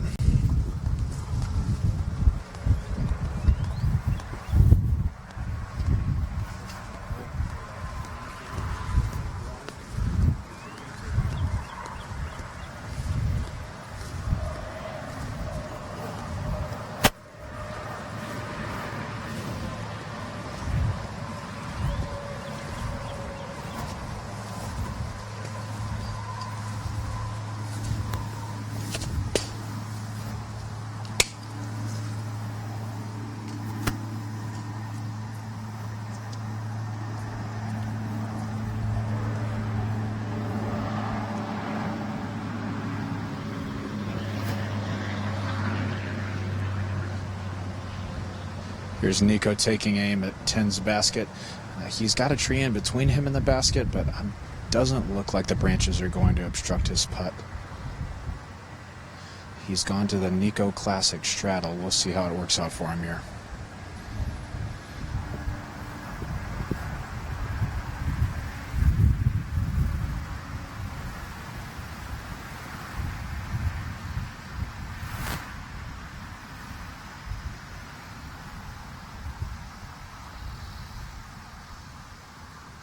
And Nikko comes up just low of the pan. His putt settles within 10 feet of the basket, so it looks like he'll be tapping in for a par 3 on hole 10 here. And Robert, it was here yesterday, right around hole 9 and 10, when the conversation had started regarding whether or not Ricky Wysocki and Devin Owens had uniquely marked their discs. I do recall Paul McBeth walking down this fairway frustrated about that situation. And Nate is good for birdie from within 3 feet of the sidewalk, but about 25 feet from the basket. This, like I said, is a 2 that our competitors are going to want to get. There are not a lot out here, and so this one feels like a good birdie to get. And Ricky gets his dagger to stick into the center of the chains. Certainly tempers had arose yesterday as people were talking about whether or not he had marked, both Ricky Wysocki and Devin Owens had marked their discs uniquely. It ultimately was deemed that they were good to go, that they did have unique markings, and it wasn't an issue. However, it was certainly the talk of the remaining portion of the round out here at the Country Club course. Nikko Locastro has a very short putt here for par, and it is high but in. We'll be back with you in a few moments. We've got a long walk over to hole number 11. You're watching the 2016 PDGA World Championships presented by Dynamic Discs.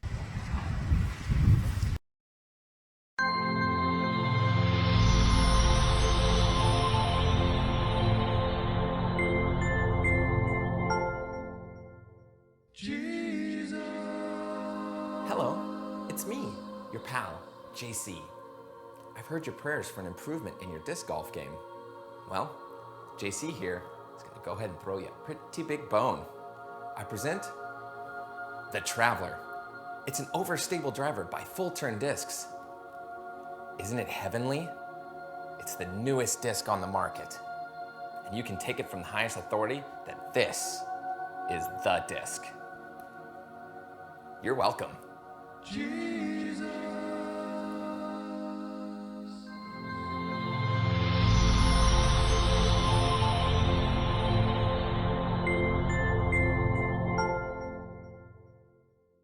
One of the more picturesque holes of the course, hole 11 pushes players through a thin tunnel of trees out into an open and turn to the basket.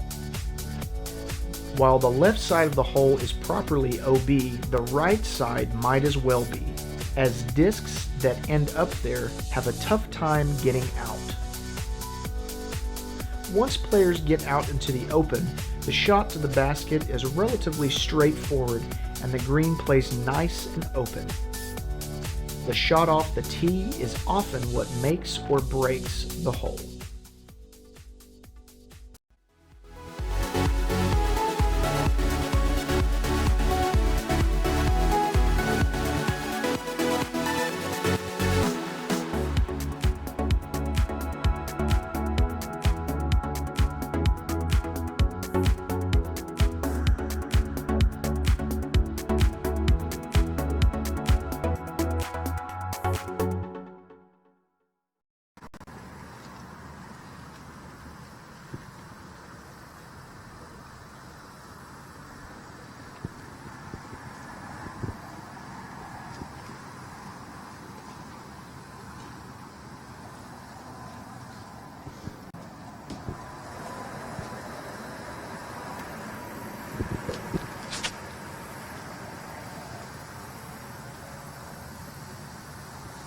Ricky is just absolutely smashing an enforcer on hole 11 right here. It's a strange occurrence right now for a player to throw a drive on this hole and ask it to get down because they've thrown it so well.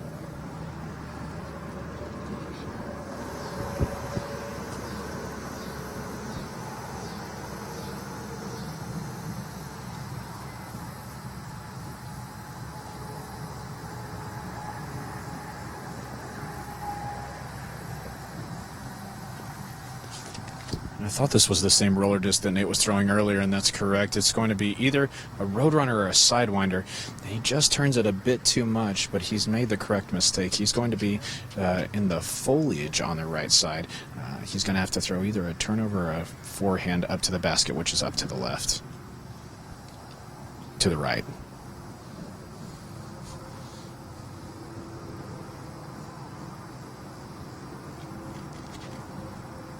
Looks like Paul's gone with a very understable start destroyer. He's just smoothed it. It ends up on the right side, but he's going to have a pretty clean look at the basket.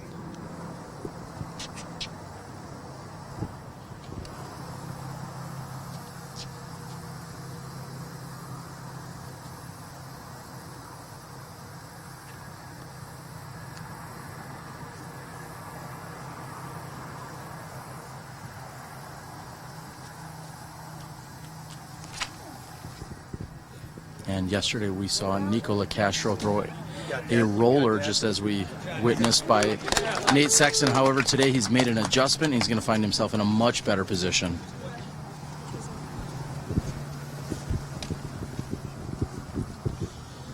thanks to our statistical analyst and just all-around great friend and smashy Dana Vici. Him and I were talking earlier in the day regarding what some may or may not consider the leader card curse. And we're not seeing necessarily any of that by Wysocki, McBeth, or Locastro this week, but we saw a big germ move on to the leader card after the first round. However, he struggled tremendously and fell all the way back into 20th or 30th place. And then when we caught up with our leader card yesterday here, we also saw Devin Owens move on to this leader card, but then struggle and then fall back off the pace. And now today we've got Nate Sexton, and now Nate has maintained. However, he is not keeping pace or making any moves, should I say, on this leader card. And it's not necessarily a bad thing. He was already a few strokes behind the rest of the field. But thanks to Dana, it was certainly an interesting dynamic for us to look at, is the fourth person on this leader card, if it's going to change out, and if Nate will maintain his position for the semifinal round tomorrow, or, dare I say, could somebody shoot hot enough to possibly come up and replace a few people on our leader card? In a few moments, we'll be able to take a look at pdgalive.com, and we'll be able to see where the scores are at, and we'll give a quick recap of what we're seeing in the Masters division and the Women's division, who concluded their round a little earlier today. Stay tuned right here on SmashBoxxTV.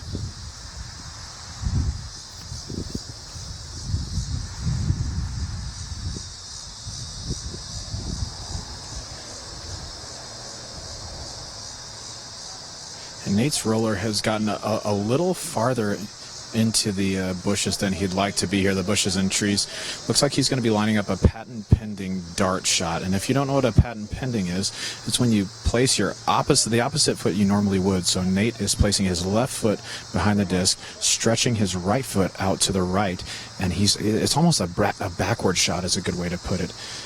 He's going to be throwing a dart on a turnover up toward the basket.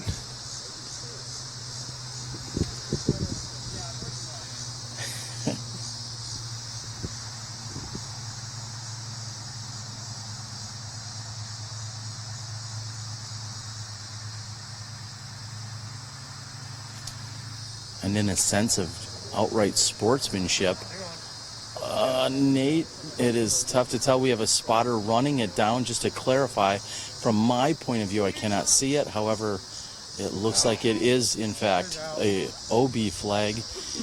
And a moment ago, we saw Nate Sexton, what he was first doing was clarifying. Anytime you were placing your mini down and you're throwing your next shot, you need to be throwing in relation to the basket. So although he was throwing out and to the right, he needed to let the competitors know that his right foot may appear to be closer to the basket, but that was really just because of the angle that he was in on the right side of this fairway. And then, shortly after that, he had said to Paul and Nikko, I think he was really addressing Paul more so, asking, how far do you think I am from the basket? And I think Paul said 175. Nikko said, well, it might play closer to 200 because it's uphill. So a very unique situation in having our competitors asking one another and then giving some advice and some useful approximate distances. This is Paul McBeth, also now throwing a similar shot to Sexton's, but with a much better line. Paul doesn't get near the turn on that he wants to.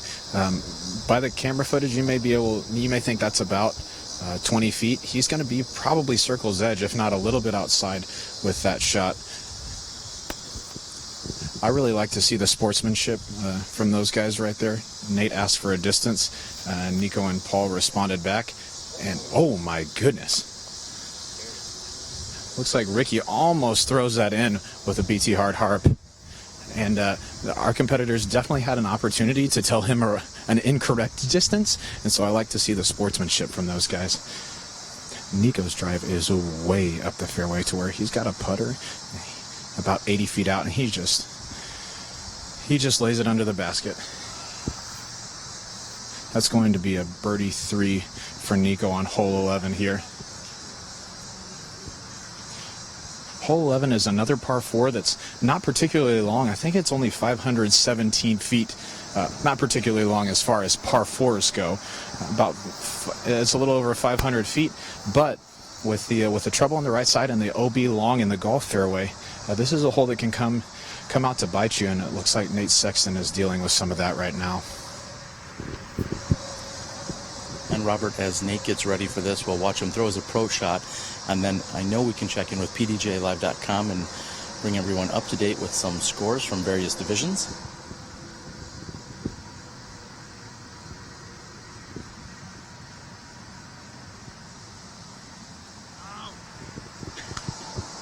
And Nate's efforts will be short here. And the rest of the competitors are still going to be looking at birdie opportunities. Nate has struggled a little bit here on hole number 11. And what are we seeing here, Robert, on the scores? So we do have a shift in the leaders right now. Ricky Wysocki still has a lead at 42 under par through 10 holes, and 7 back is Nikko Locastro. And Paul is good for 3 from a putt that's a little bit longer than he would have liked. But then Cameron Colglazier has moved up into 4th place. He's 29 under par, 6 under par through 13 on the day here, and he's bogey-free.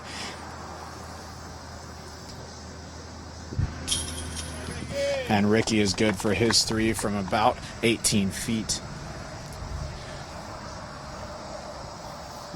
Nikko's going to tap in his 3 here on hole 11. We have Cam Todd and Eagle McMahon moving up the leaderboard right now. Cam Todd is 5 under through 13, and Eagle's 8 under. Those are some scores. We'll be back in a few moments from hole number 12.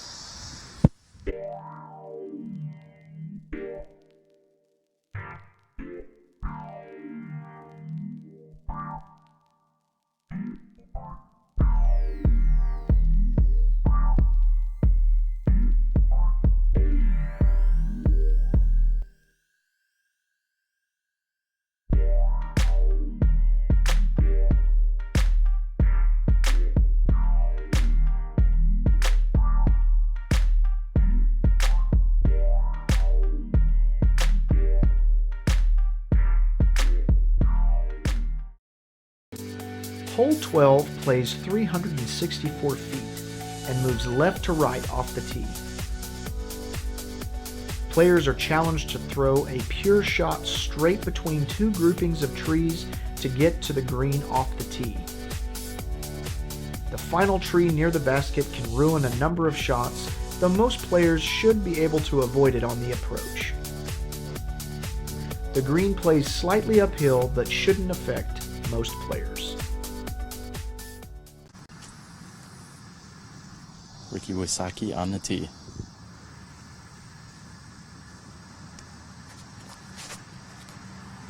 And Wysocki's drive is coming in from the left side. He's going to want that to fade right.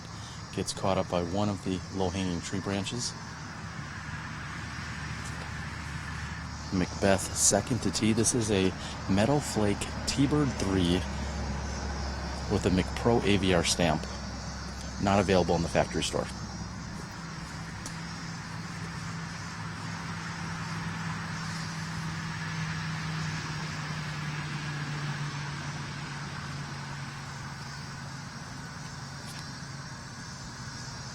And McBeth's T-Bird is coming in. He's also hoping that will move to the right. He's looking for a little push on that. Nikko Locastro with a few options in his hands. Looks like he's going with what we thought was a Glow Firebird from a few days ago. That is unofficially, officially unconfirmed. And also confirmed.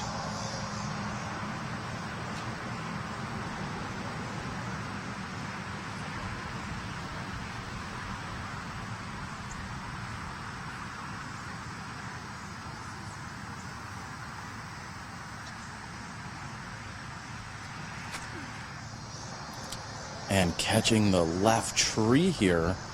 That is a mistake that Nikko was not even anticipating here as he was trying to throw the left to right turnover, hoping for it to hook up at the end of its flight. This is Nate Sexton and an overstable Star Destroyer.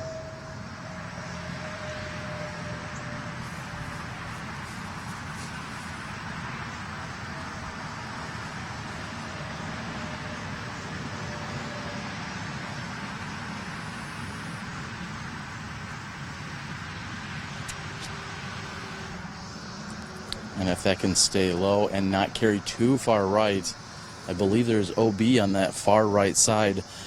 Robert, it looks as if Nate Sexton has in fact carried to the right and OB. What would you say is the smartest play on this hole? Because I'm not seeing any of our top competitors have it dialed in yet. Yeah, this is one of the par threes. Again, that's birdieable, but this is a tough green to go for. And you saw Paul and Ricky both make the mistake that you want to make, which is fading out to the left. Ricky threw an opto compass and Paul a T-bird, both discs that are relatively neutral. If they get turned over, they're not going to just swing really hard to the right. But there is OB right side, and so playing out to the left is the smart play. Nikko's thrown his Cenas approach shot. It's fading a little more right than he wants.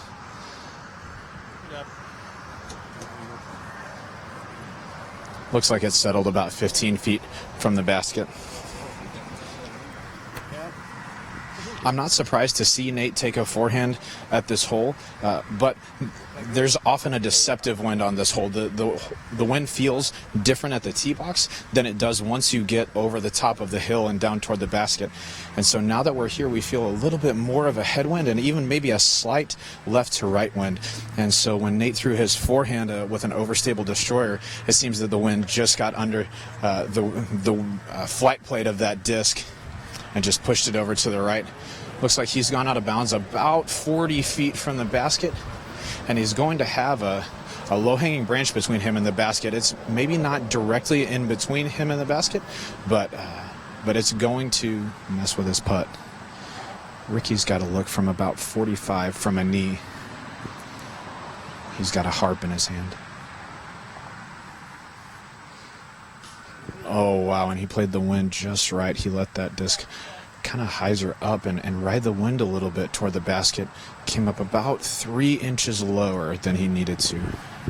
Paul McBeth has cleared through all the trees and has about 40 feet, maybe 45 feet.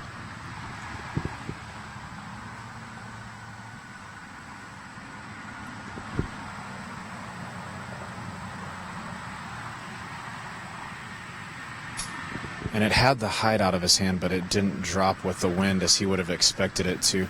Paul's putt is just off the top of the basket. Here's Nate with with what looks like a DX AVR. He's going to be trying to save 3.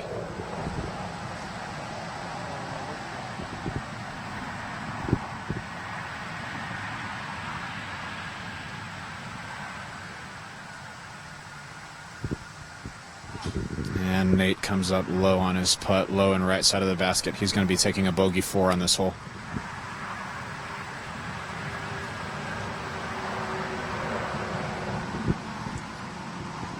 Nikko walks up to put in his probably about a 15-footer.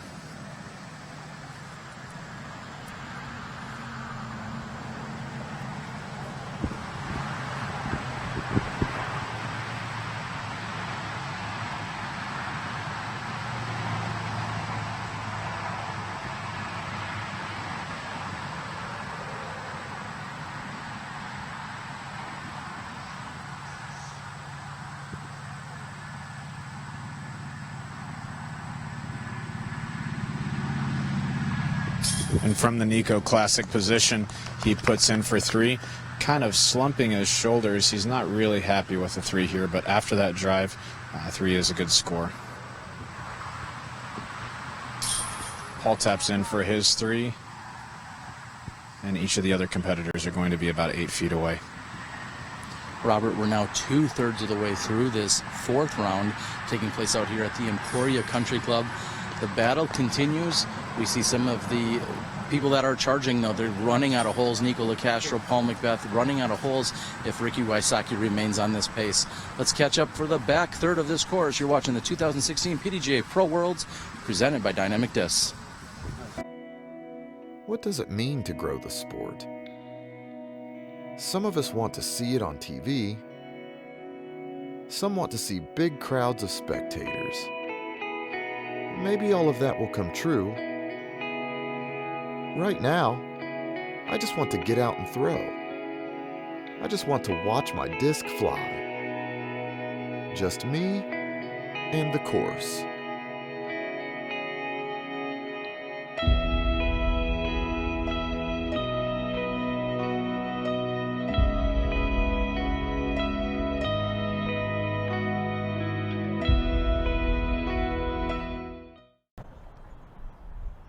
Hello, I'm Drew Gibson. We're here at the 2016 Memorial Championship.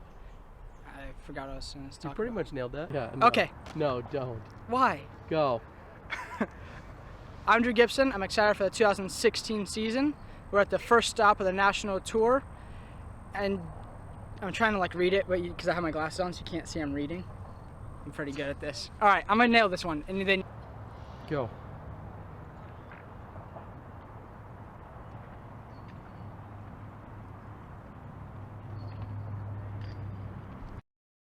Hole 13 tees from the OB sidewalk and forces players to the left again. A series of trees prevents good progress down the inbound section of the hole, and many players feel the need to hang their discs out over OB again. The basket plays 20 feet from the OB line, so even putts have risk of sneaking out here. Welcome back to the Emporia Country Club.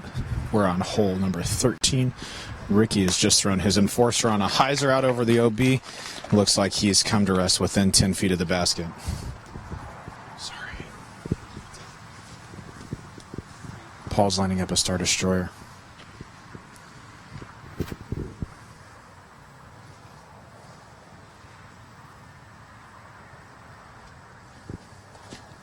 And he rips it out to the right. It settles nicely by the basket. Looks like he's going to be about 10 to 15 feet as well.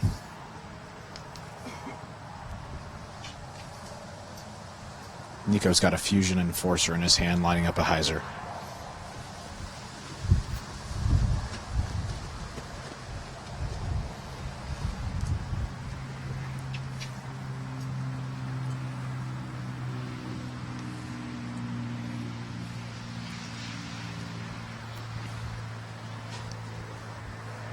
Nikko's drive is a bit lower than the others, but looks like he's still come up with a good result. He actually gets a little bit of a skip near the basket that's going to probably put him around the circle's edge. That low flight probably helped in getting that skip instead of a stick like the other two.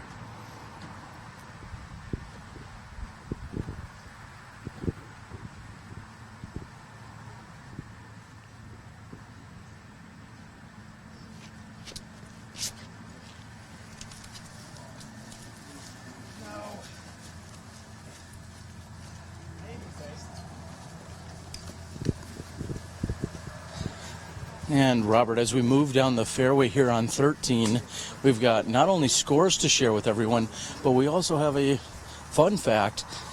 Mr. Putter Pants himself, Eric Oakley, aced this hole earlier today. I think we talked about that at one time, but congratulations to Eric Oakley, part of Team Whale Sacks. I'm sure he dried his hands off nicely using his whale sack prior to throwing this hole. And Eric Oakley carding the one here on hole number 13. So congratulations, Team Whale Sack, Eric Oakley. What else do we have for scores for people that had to throw more than one shot in a hole? So in the Women's Pro Open division, we had a couple of really, really good rounds out at Jones East today. Paige Pierce and Valerie Jenkins both shot 55s out there. Those are 6 under par 55s, and so that's going to put them in first and second place respectively. Paige is at 12 under on the week, and Valerie is at 8 under.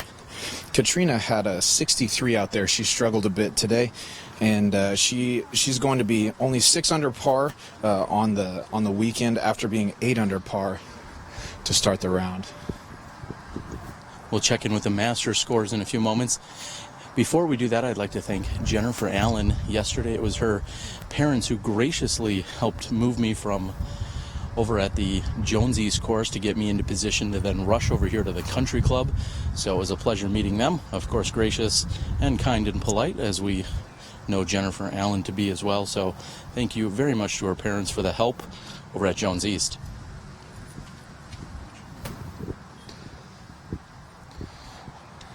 Looks like Nate's drive has gone OB, so he's going to be looking at a 3-putt right here. Oh, and it's just to the right of the basket. He gave it a good run, but considering the out-of-bounds sidewalk behind the basket, I'm not surprised that he wasn't extremely aggressive. And before recapping the Masters Scores I'd also just like to touch on: Wysocki at 43 under par, Locastro at 36, Paul McBeth at 32, and Nate Sexton at 25. So McBeth came into this 9 strokes behind Wysocki today. Locastro was 8 strokes behind. Locastro has gained a single stroke, where McBeth has given away 2 to Wysocki thus far.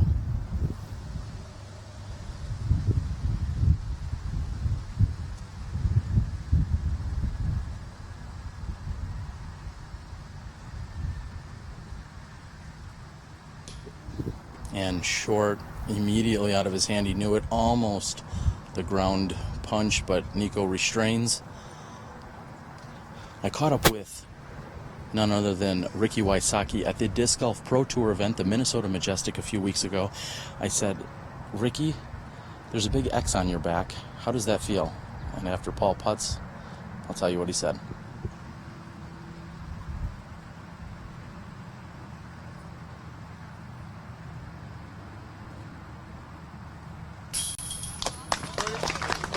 And McBeth is in for birdie here on hole 13. When I asked Ricky as to what he thought about an X on his back, he said he was perfectly comfortable and fine with that. He said he's worked very hard. He's got his confidence in both his disc as well as his mindset, and he's perfectly fine with having that X on his back, as everyone coming after him as the outright leader here at many of the events at tournaments. And right now he has a 7-stroke lead, which is, I believe, going to increase to 8 over Nikko Locastro. And I know I've said it once or twice already, and with each hole completed, I say these gentlemen are running out of holes. We're moving over to Jones East tomorrow, and they're running out of holes if they want to try and catch Ricky Wysocki. We'll be back with you in a few moments. You're watching live disc golf right here on SmashBoxxTV for the 2016 PDGA Worlds.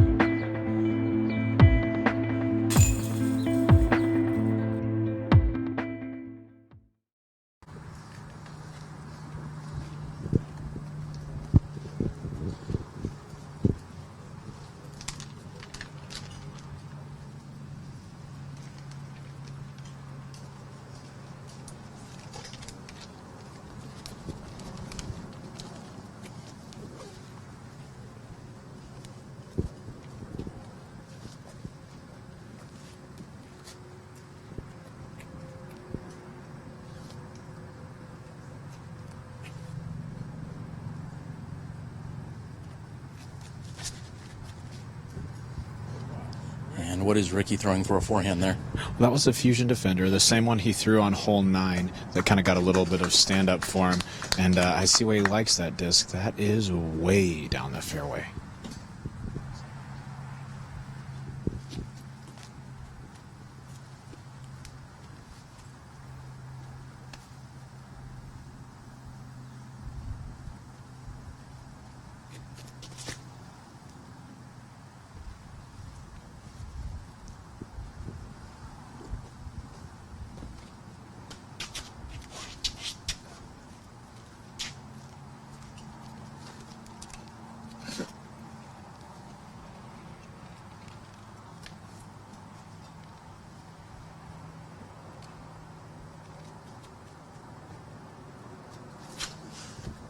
And Locastro trying to make something happen here, going with a roller out to the left side. He's looking for that to flip over and making sure that all of the photographers get out of the way. They've done just that.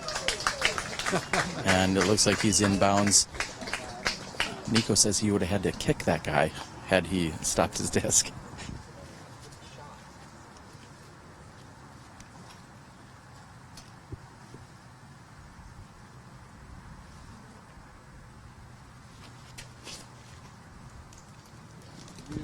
And Nate Sexton again with his trusty Star Destroyer right up the middle.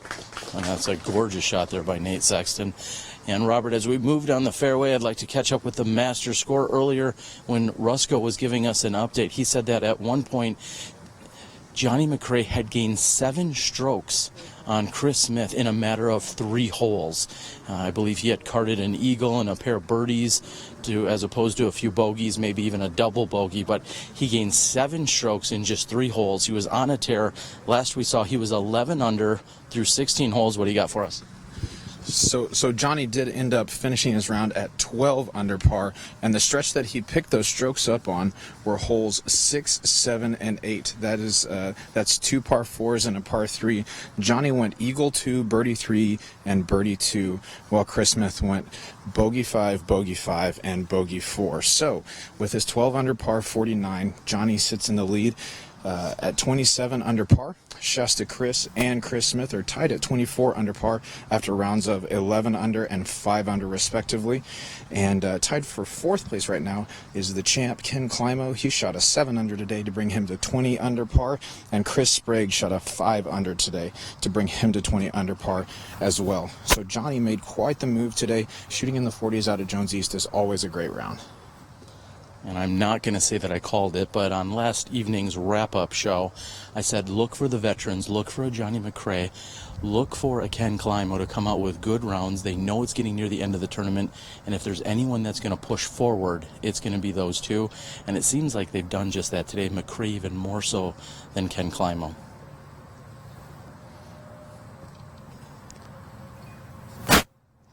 And Paul McBeth caught up in the longer grass after going with a hyzer approach off the tee.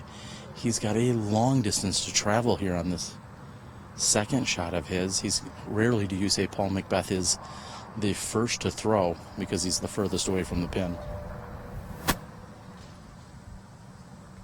Paul's gone with a conservative play right there. He threw a huge spike hyzer, a little bit over the out of bounds, but not for long. That came back into the fairway at about 100 feet from the basket. So I think he just wanted to guarantee himself a 4 right there. I must commend all of the tournament directors, staff, and everyone that is part of this event. It's not only been an amazing week here, but also as we look forward to the next remaining 4 or 5 holes, it looks like the flow of play has evened itself out very nicely. I think we're going to have a very good flow for the next few holes.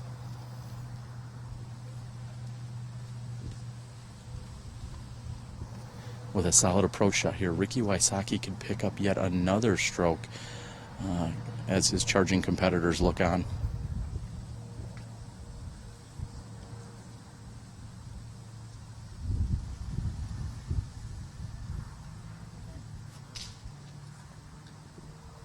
And simply not giving it enough power. Ricky Wysocki had the right line. It just looked like he needed a little more power to try and penetrate up to that green and have a good look at a birdie putt. He's always within putting range, but it looks like there's going to be a tree almost directly in his line of sight. Yeah, that's going to be a really tough 3 if he's even got to look at the basket.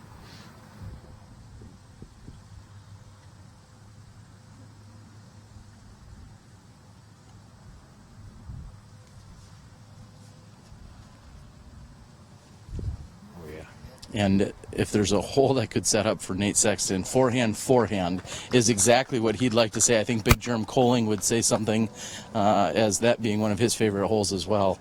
Nate Sexton is executed, and he'll be looking at a putt for birdie 3. And if I could go ahead and just hit copy and paste on the weather today for tomorrow's round, I would certainly do that. It has been very manageable and tolerable here. Again, the humidity is still up, but there is light cloud cover. The sun's trying to poke through, but definitely cooler than what we experienced throughout the previous 3 or 4 days.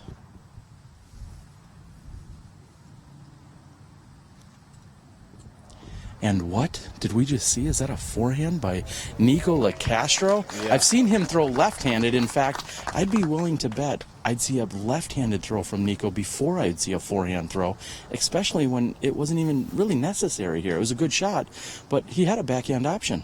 Yeah, absolutely, but I think he made the right play, throwing the forehand right there. The limbs that are in front of him are a little, they obstruct the line just a little bit, and so he knows that he can throw that Firebird on forehand just a little bit turned over and get up to the basket. And by the way, yeah, for an uncharacteristic forehand, that was an awfully smooth forehand after what looked to be about a 550 or 600 foot roller. That was a huge roller. And McBeth was trying to chase down that long putt for 3. He does come up short. And that's exactly what I was stating. I was not in any way relating to Nikko's smoothness or his form there. It's just is very uncharacteristic to see him throw a forehand, especially like you said, he does it so rarely that you wouldn't necessarily expect to see it come out so cleanly. And another trick that Nikko must be adding into his arsenal there. And we see McBeth expressing some frustration. I'm not sure if his chair has gotten out of line, but he's maybe a little treating bit. it as if it has. Right. There's also some mud on it, so maybe a little bit of both. Ricky almost tossed his putt in from around that tree. And this is Nate for a birdie 3.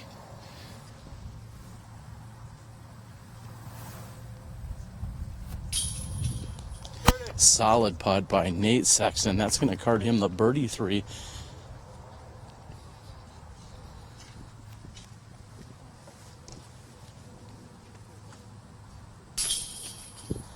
McBeth and Wysocki will be in for 4 after solid birdies by Sexton and Nikko Locastro. We've got just a few to play. Stay tuned. You're watching live disc golf right here on SmashBoxxTV, covering the 2016 PDGA Professional World Championships presented by Dynamic Discs.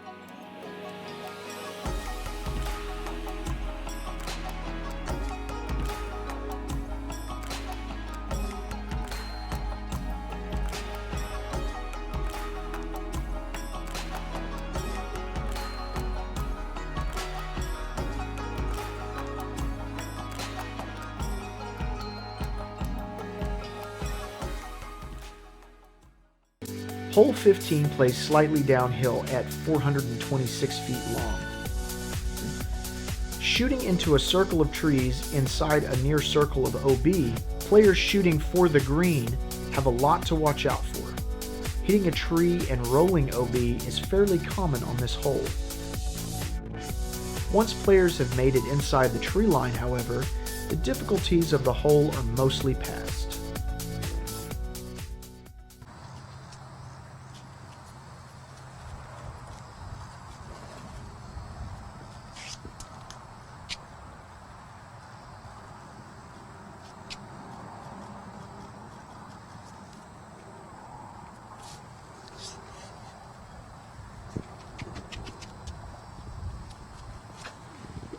Nikko has smashed a hyzer. He's looking for it to get around that tree. Oh, and it does. That is going to be parked. What a great shot by Nikko. Hole 15 comes in at 426 feet. You do have to come to rest on the island. It's a very large island, but you have to come to rest there or you move to the drop zone.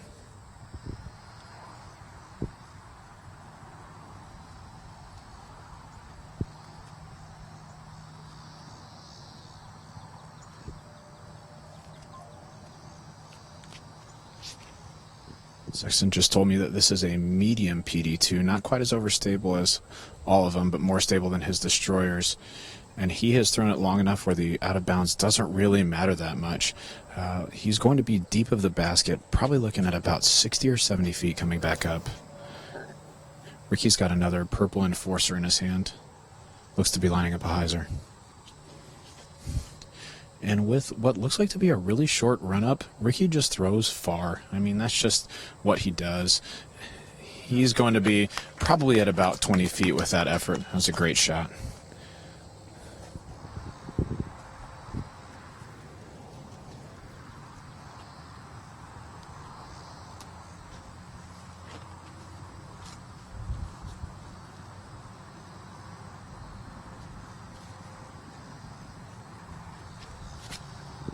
Paul's gone with his blue swirly Star Destroyer, and he's put it on a pretty high line over the tree.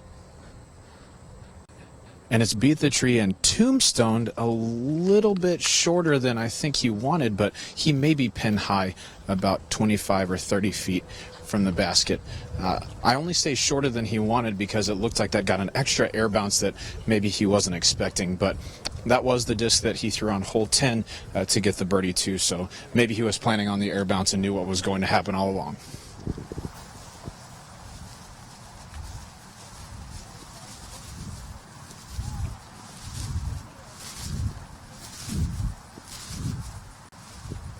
With a slight headwind on this hole, the hole plays a little bit more difficult. As you can see, all of our competitors took the high hyzer route out and around this tree on the right side, but most mere mortals would probably want to take the middle route, kind of in between the two. And it is a long, long straight shot to reach the basket from there. These competitors have just made it look really easy to get around that tree, 426 feet into a little bit of a headwind.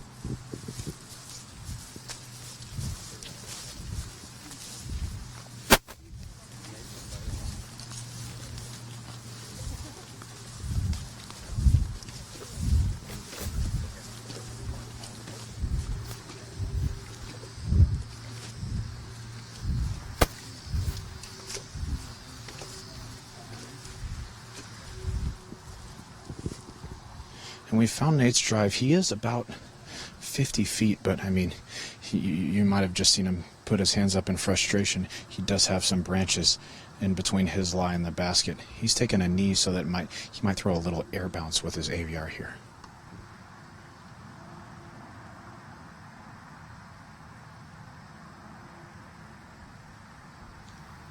Oh my goodness, that was such a beautiful run. It was rising the whole way just to keep it under those branches. Nate catches left side chains, left side cage, and falls out.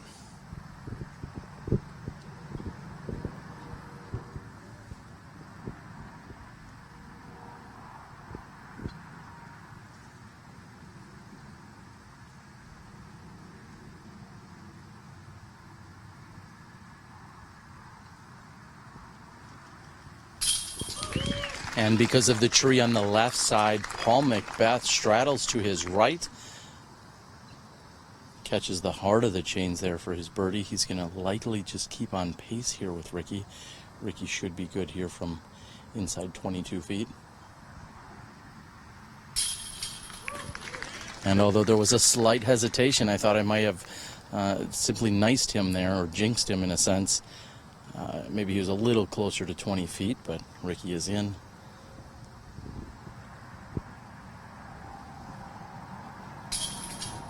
And Nikko off center, but in on the very short putt here on hole number 15. We'd like to again thank all of our friends, family, supporters, and sponsor, everyone that had any type of support, as we brought you our 2016 version of the PDGA Worlds with dynamic discs and the PDGA. We're going to see you on hole number 16 after a lengthy walk to get to the famous island hole right here at the Emporia Country Club. SmashBoxx would like to thank the following sponsors: Shop Tom, Sally West, Synergy Disc Golf, Chris Cobb, Paragon Disc Golf, Night Eyes, the Disc Golf Pro Tour, Discraft Discs, Dynamic Discs, and the PDGA.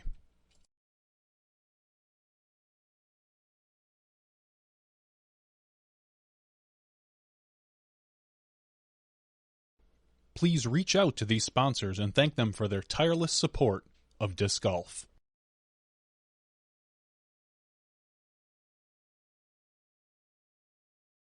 Hole 16 is probably the biggest pucker factor hole on the course. 365 feet long and nearly all of that over water. Players must decide to go for gold or lay up from the get-go, and even making that decision doesn't guarantee a safe landing. The green itself is only about 100 feet wide and 60 feet deep. Even excellent shots to the green can be met by misfortune and end up in the water. Though landing on the green off the tee is sure to be one of the more spectacular shots of any player's tournament.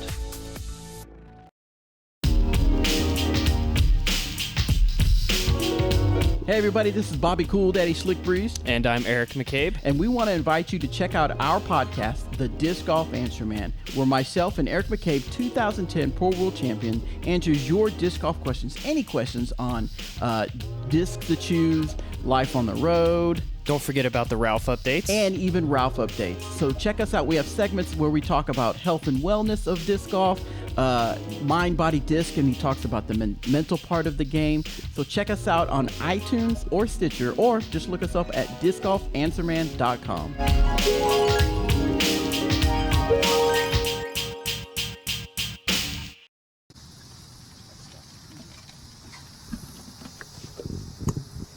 And welcome back here to hole number 16, known as the Island Hole, 365 feet.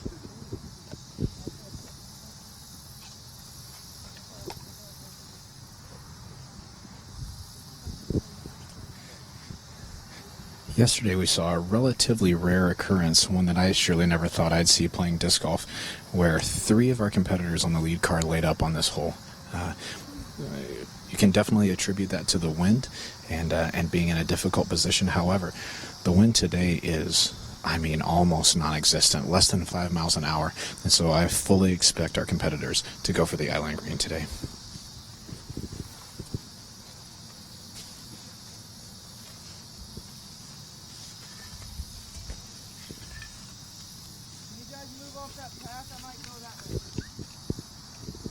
And Nikko moving some of the spectators off of the path on the right-hand side.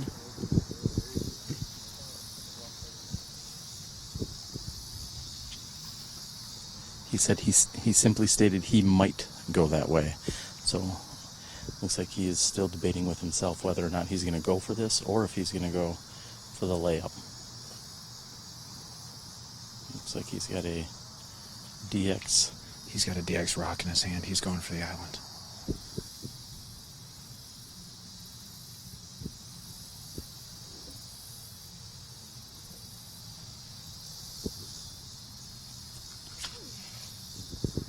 And trying to flex his DX rock over. That is not going to find himself in bounds. That looked like it was more stable than he was accounting for. And the distance was correct. He missed the line a little bit.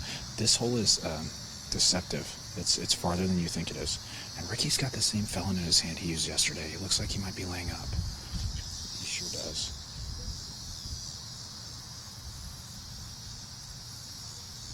Well, I gotta say I'm really surprised. I thought he was going to go for it, but if his game plan was to lay up yesterday and he shot a 51, why change it?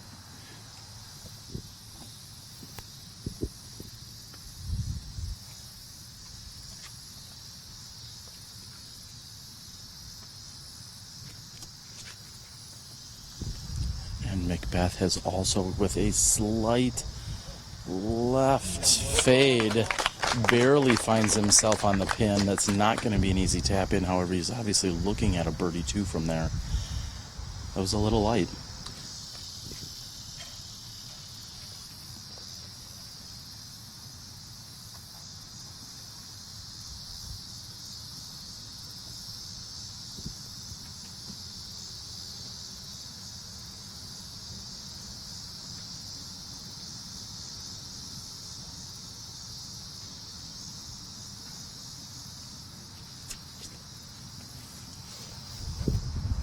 The forehand needs to get closer, and it skips off the water. And Nate Sexton gives the double thumbs up as it hits the water, skips onto the island, and he's going to be pleased with that, looking at a similar putt to what we see from Paul McBeth.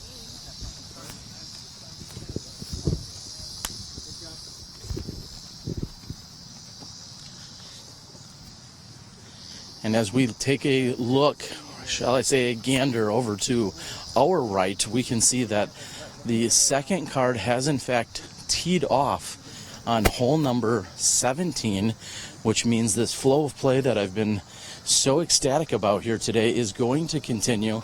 Of course, 17, a par 5. We saw an eagle on it yesterday by Nikko Locastro, and there was also, prior to Nikko throwing, there was a 3 or 4 group backup. Today we won't be faced with that. Ricky Wysocki is ready to throw from one knee onto the island. Ricky's got his BT hard harp, and he just puts it right under the basket. He's about 5 feet away. He's played that hole very, very well. And Nikko's proceeding to the drop zone here.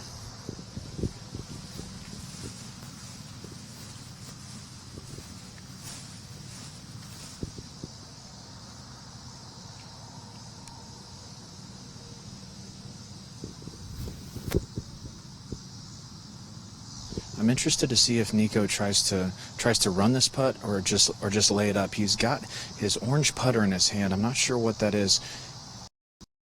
He has Sinus in his hand as well, which indicates that would have been a layup, but he's got his putter in his hand. He's going to go for a jump putt here.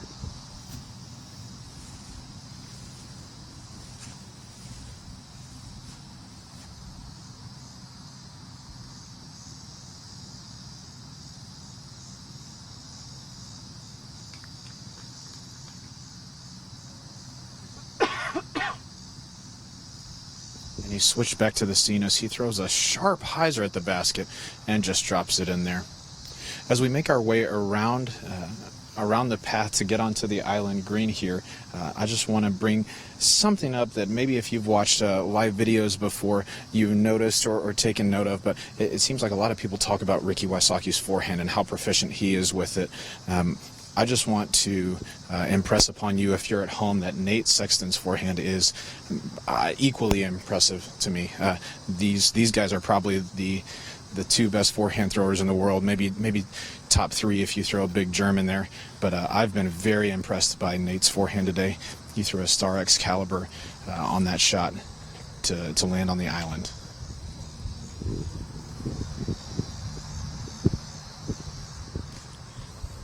And Paul McBeth is going to have to get his footing, most importantly here, as he's looking at a straddle. He's inside the circle's edge, so he will not be able to fall forward. He's going to have to maintain his balance. We saw just on the previous hole, actually, he had a straddle putt. He had no problems with it. This is slightly uphill with a little bit of wind. Here's McBeth for birdie 2.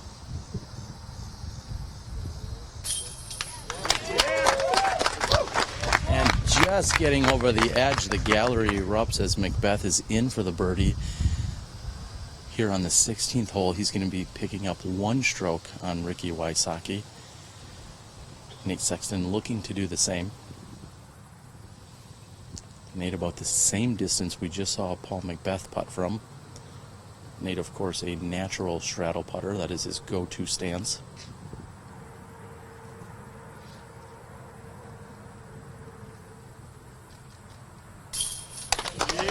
And the same result by Nate Sexton.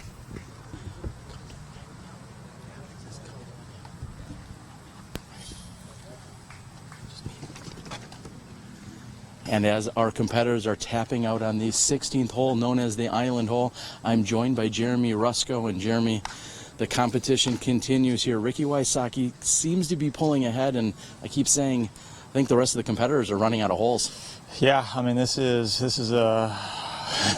some impressive golf out of Wysocki, and you know he's wanting it. He's been focused. He's been dialed in for all summer long almost, and he is, you know, he's showing that he is the world's best right now, and he's I'm sure ready to get 2 more holes, you know, out of the way and just wrap up a solid round. All right, well, let's walk and talk a little bit. As we move over, we're going to get into position for hole number 17. I've also been commending the staff and the crew here. The flow of play has been excellent today. That helps the players maintain their focus. That also helps our entire broadcast, I'll say, maintain our focus and keep our viewers happy, as everyone's saying that they're enjoying what's going on. Now, Dynamic Disc has put so much into this event. Of course, you're the presenting sponsor, but this is really a family affair here in Emporia, Kansas, and that's all led by your efforts. Yeah, I appreciate that. We've got an amazing crew, but more importantly, this is the World Championships. This isn't about an individual company necessarily or anything like that. And this is a celebration of the sport, where it's been, where it's going, and we think we're in the right direction here in Emporia. And we hope to host more big events and bring more people to this community. And we're excited for what's here and where we're going to finish up this week. Well, earlier in the week, we heard your mayor welcome all of the disc golfers here to Emporia, and he's just assuming there's going to be more major events here.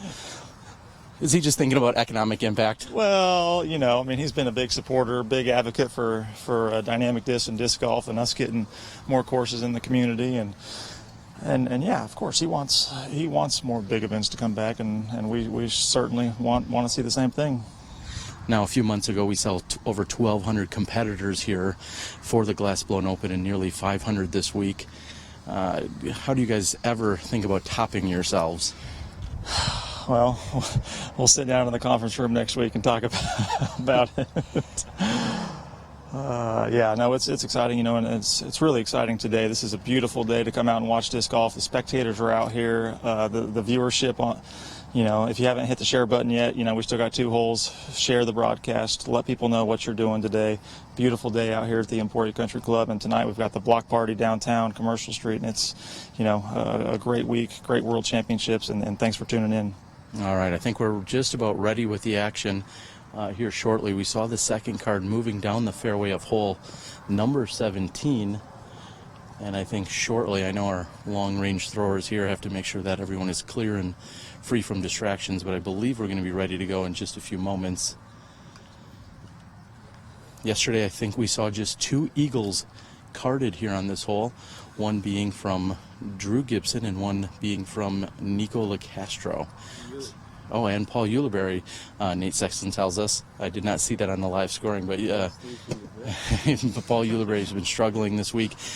We know that he's been injured. He jammed his finger earlier in the week playing a little b-ball, hustling out on the courts. What are those guys doing? And Wysocki, too, getting dinged up a little bit. I'm going to have to babysit those guys next year. I don't know.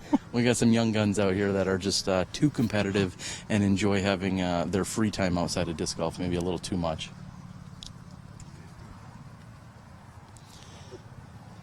And in a few moments, it looks like Paul McBeth, he's getting the green flag. We're back to the action. Thank you, everything you've done this week for us, Jeremy. Let's finish out strong in the last 2 holes. Thanks, Terry.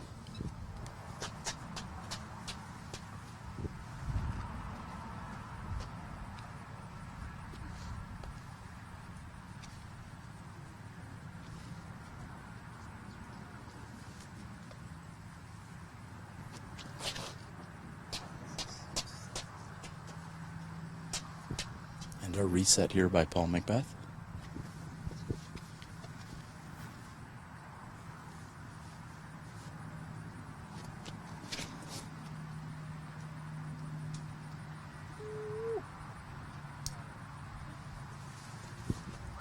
And McBeth going with a smash right up the middle. However, it looks like it was caught up.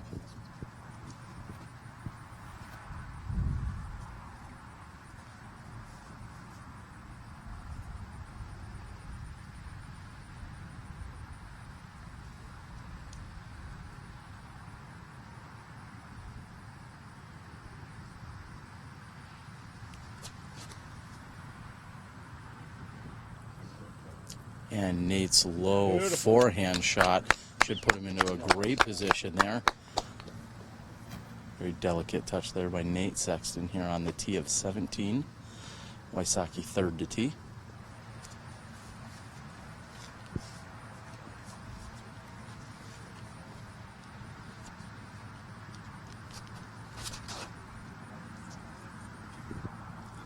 And Wysocki with what appears to be a little bit more effort than we saw by Sexton. That's heading hard right and indicated that it is in fact out of bounds on the right side of the fairway here on 17.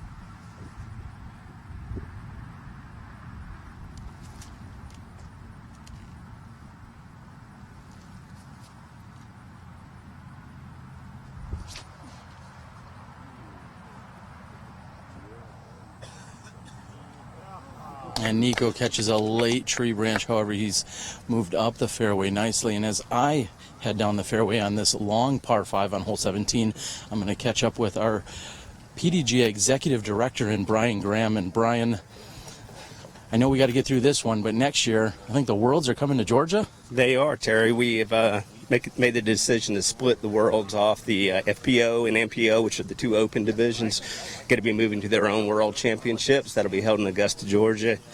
And then the Masters World Championships will have their own Worlds up in Michigan next year. By the way, I've talked to Jeremy Rusko and all of the fans and supporters. It seems like they would just want to host the Worlds here every year, but it sounds like it needs to move around. It probably does need to move around, although Jeremy and his crew here run spectacular events. We have a super high level of confidence whenever they run events, and we'd love to come back to Emporia for other major events.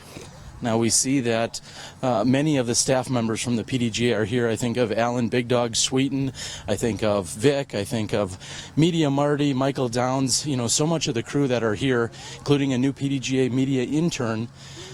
There's all hands on deck, but like you said, it seems like DD has most of it under control. They do a fabulous job. As I said, we have a high level of comfort with them. A lot of cities, that's not the case when we go in, that we have to carry a heavy load. But here in Emporia, the crew's working hard, local crew and PDGA together. It's been a great partnership. And what do you think about the heat that we experienced a few days ago? Can you promise cooler temps next year in Georgia? I can't, Terry. Feels just like home. Yeah, it's been pretty hot, but, given how wet it was earlier in the week, I think we'd take the heat over that. And, everybody's responded pretty well. So next year when people do come down and check out the World Championships, the Professional World Championships, they'll have to stop at the International Disc Golf Center. It hosts multiple courses, is a training facility, and has the PDGA headquarters and offices. That's where you work, that's where you reside, and that's the headquarters for the PDGA for all of us. What has it been like for you working down there since bringing it to Augusta, Georgia? Well, it's pretty awesome to look out your window and see 3 World Championship quality courses, although I don't get to play them as much as I'd like. But we hope that's part of the World's experience for people next year that come down to visit the International Disc Golf Center. Matter of fact, part of our promotion of the event is going to be to get spectators to come down, see the museum, be able to play the other courses at the center that aren't being used in Worlds, and then same with the Hippodrome complex and on the other side of Augusta that's used for the collegiate championships. People will be able to come down and play the courses that aren't being used for Worlds and just have a great disc golf getaway before the finals on Saturday. And speaking of the finals, we're looking at a relatively typical story unfold here, seeing Paul McBeth, Ricky Wysocki, we got Nikko Locastro right there in the mix. Could you dare say this is even close to wrapped up, or Ricky Wysocki's? There's only about a round and a half to play. It's never wrapped up, ever. Ricky's got a pretty comfortable lead, and he looks really good, looks comfortable. But, it's Paul McBeth on his tail, and Paul's been in this position before, and we kind of expect to see those two guys in the lead group. But Nikko, I was also playing very well, and then, of course, Nate in the lead group is not really a surprise, and he's playing well. But Nikko and Nate have some room to make up. Well, and we're seeing on the women's side a little bit of a shakeup, both on the women's side and on the master side today. Paige Pierce has, in fact, pulled out into the lead, and she's going to be tough to beat and to run down. Both her and Valerie Jenkins shooting 6 under pars, bogey-free over at Jones East, pulling ahead of Katrina Allen. Here's Nate Sexton from the Drop Zone. Thanks for everything you do, Brian. Thank you, Terry.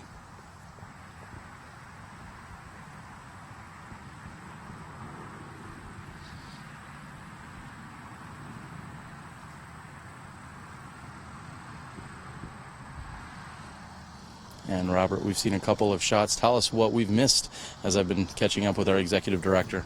We had a couple of really great drives from a couple of our competitors. And then a little bit of an unlucky skip for Ricky. He didn't have quite the same angle that Nate had on his forehand, so he did get the skip out of bounds. Nate confirmed for me that he's playing this hole for a 4. He's just kind of trying to throw his Sexton Firebird up here to the drop zone. He's going to throw a hyzer around the corner, hopefully give himself an easy birdie 4 on this hole.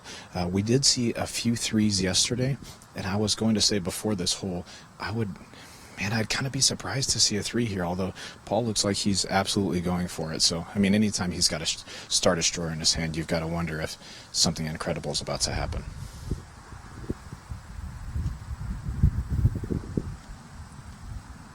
And Paul has just ripped his blue swirly Star Destroyer. We're waiting on a signal from the spotter here, and he's gotten a green flag. We don't know if that's within putting range or not, but we'll find out when we get down the fairway in just a moment. I look for Nikko to follow suit here with his same. I'm pretty sure it's a Star Destroyer. It's a white star disc with a green stamp, and he's thrown it on, I don't know, maybe half or more of the holes out here today.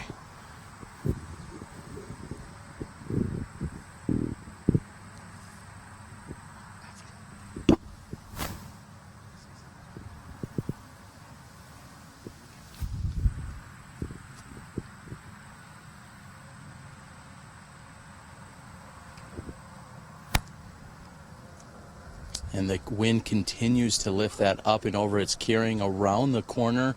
We're waiting on an official word, and we do get the green flag.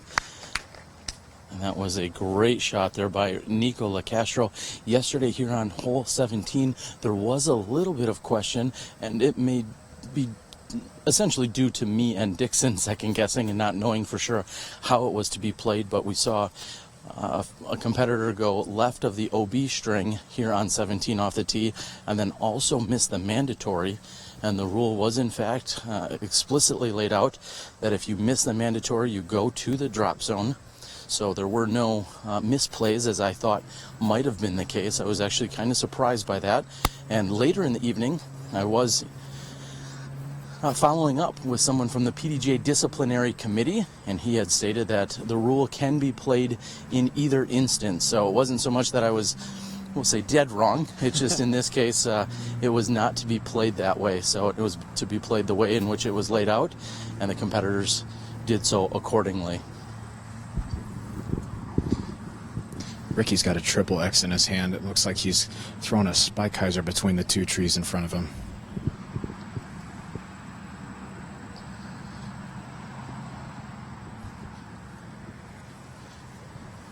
It's coming in between those 2 willows, and it looks like he's thrown a great shot. And speaking of out-of-bounds calls and general rules on the course, we have had a ton of spotters and volunteers out here this week, and we'd like to thank all those volunteers. This event has run smoothly, largely in part to those volunteers, but there's also one more person I need to shout out, and that's Doug Bierkus. He is the tournament director here at the 2016 Professional Disc Golf World Championships, and Doug just makes things happen. He knows what he's doing in disc golf. He's extremely organized and extremely personable. So yes, he is great for the sport of disc golf, but just in general, Doug is a great man. So if you get the chance and you're out here in Emporia, go over and shake Doug's hand. Tell him how much you appreciate him and the work that he's doing out here.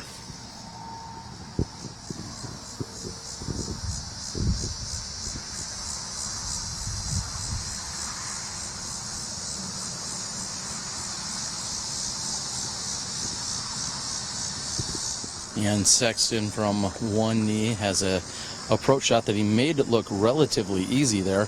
And a moment ago you were talking about various people and entities of appreciation. We have a few of our own from here on SmashBoxxTV. Of course, the PDGA helping with being the title sponsor here of our 2016 World's broadcast. Also, I'd like to thank Shop Tom, Tina Stenitis of Whale Sacks, Rick Cushane for helping us out with a number of things throughout the year and being a huge Smashbox supporter. I'll continue with Infinite Disc, ValueNet Fiber, Full Turn Disc, Sally West, Synergy Disc Golf, Chris Cobb, And Nikko's putt is up. As I was mentioning, Chris Cobb, Paragon Disc Golf, who has provided our leaderboard sponsorship, Night Eyes for our instant replay sponsorship, the Disc Golf Pro Tour along with Steve Dodge and the rest of the crew there, Discraft, Dynamic Disc, and again the PDGA.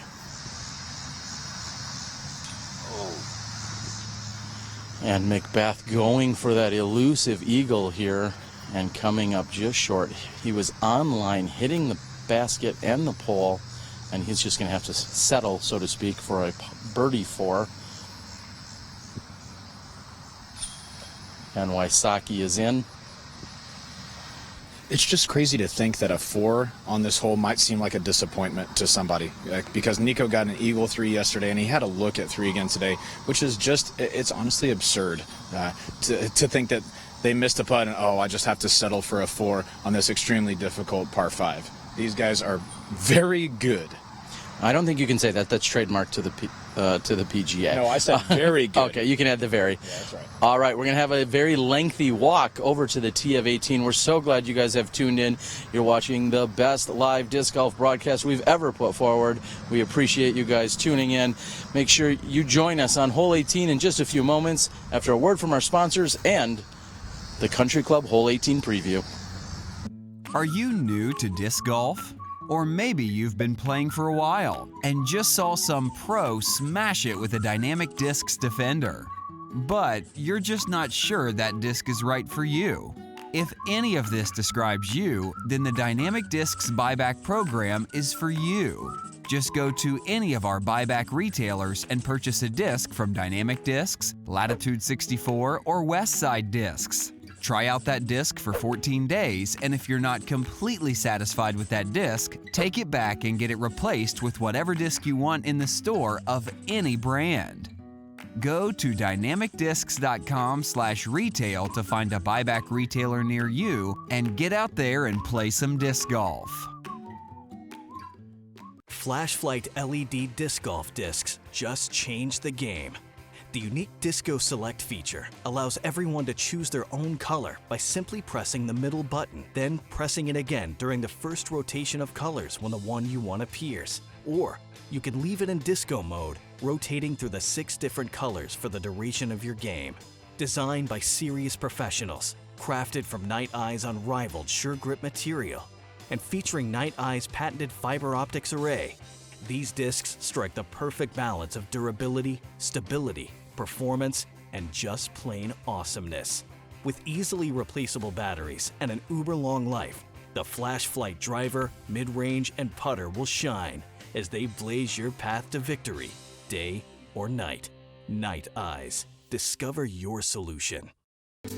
Hole 18 leaves no rest for the weary on this course. Carrying the first shot over water and into the headwind, players must make a second shot uphill almost 50 feet while dodging an OB ball golf green and plenty of foliage along the way. The basket sits nestled on the side of the hill, sloping down and away from the OB green to the left. The green is well guarded by a number of trees, and shots that go too far past the basket can fall into some very dense trees. This hole has the potential to ruin any scorecard of a weary player at the end of their round.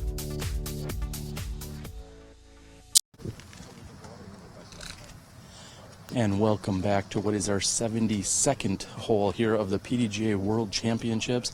I'm Terry Miller, the disc golf guy, and we have Ricky Wysocki currently in the lead at 45 under par. Nikko Locastro 7 back of him at 35. Paul McBeth at 36, and Nate Sexton sitting at 27 under par. We're here on the 18th hole, sponsored by Infinite Discs. 858-foot par 4 to finish out at the beautiful Country Club Disc Golf Course found here in Emporia, Kansas.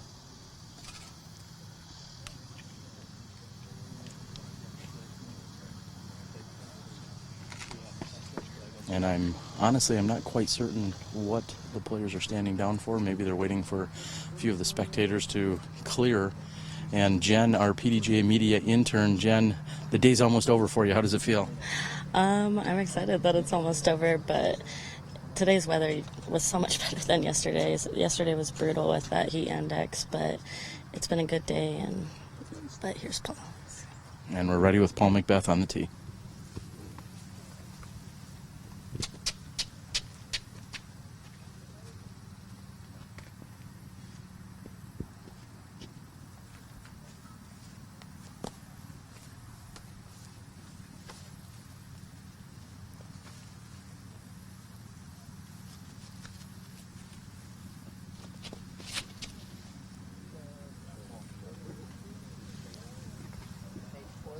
And if McBeth finds himself too far on the right side of that fairway, he's going to struggle to be able to get up and down from there. Looks like he may have put a little too much pepper on that.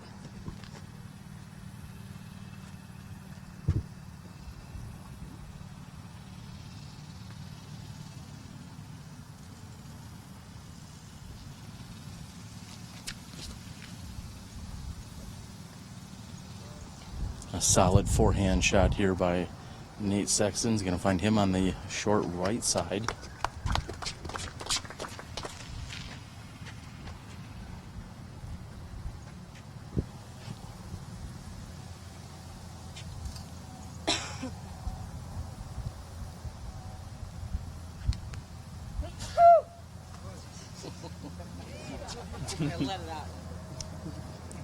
And I'll bless you for Nikko Locastro.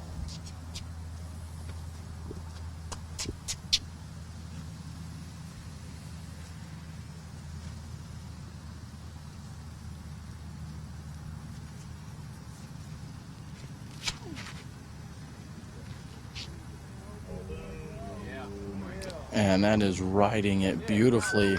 Nikko Locastro with a picture-perfect shot.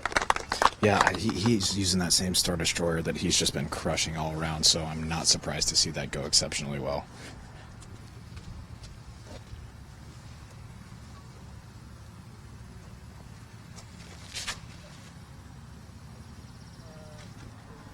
And Ricky's he's kind of given up on that shot. He wanted it to finish right a little bit more, but I mean, I think he's probably still going to throw a nice shot from there. That was a big drive.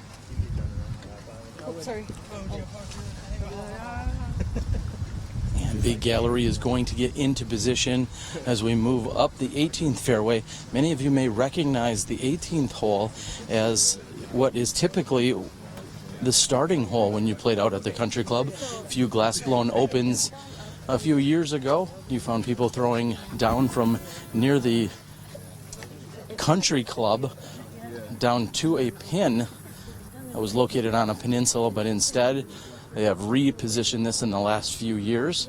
So that hole 16 is an island hole and is no longer the finishing hole, and we're moving up the hill to the country club for 18. And that's a lot of babble. What's really important is talking to Paige Pierce, our leader in the women's division. Paige, both you and Val Jenkins shooting a 6 under par and making a huge move, shaking things up today.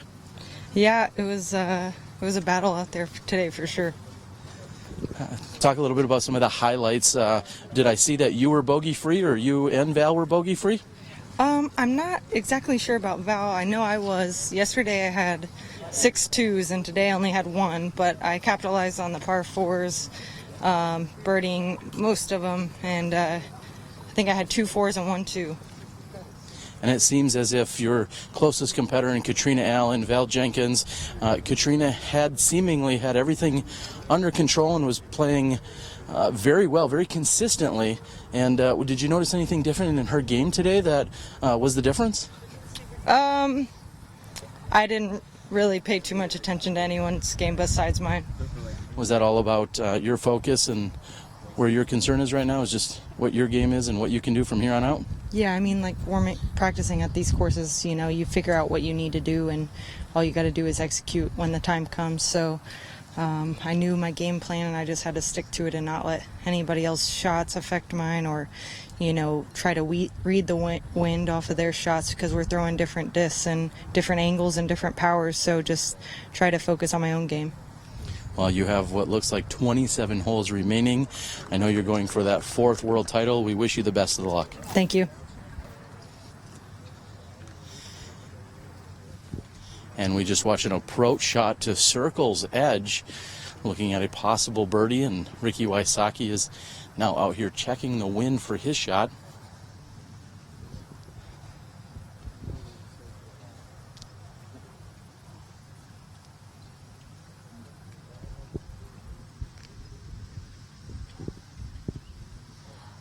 Robert, regardless of what happens here on this final hole, it's safe to say there were no major shakeups that took place here today. There were on the women's side and in the Masters side, as I had just caught up with Paige Pierce a few moments ago from the women's division, but nothing major here. We'll talk about that after Ricky Wysocki throws his second shot.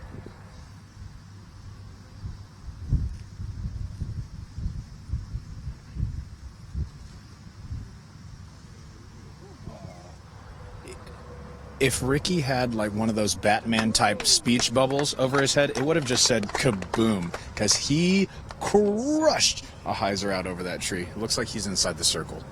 We do find him about 20 feet from the pin. Let's see if Paul McBeth can answer.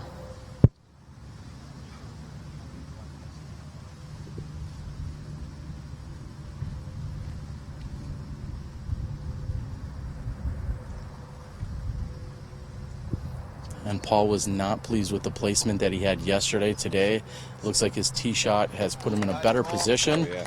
And he's going to be inside the circle, looking at a birdie putt from there, less than 20 feet.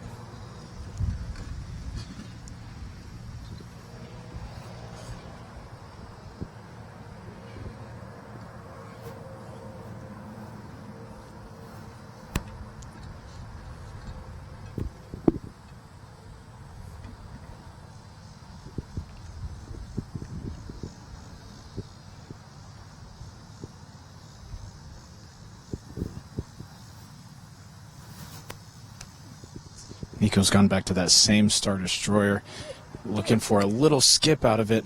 Looks like it may have come up just short of the circle or maybe just inside the circle. We actually are going to have a little bit of a shakeup tomorrow on the lead card. It looks like Nate Sexton is going to fall off the lead card with a subpar performance for him today. I know that he was looking to play better and just got into trouble in a few places today.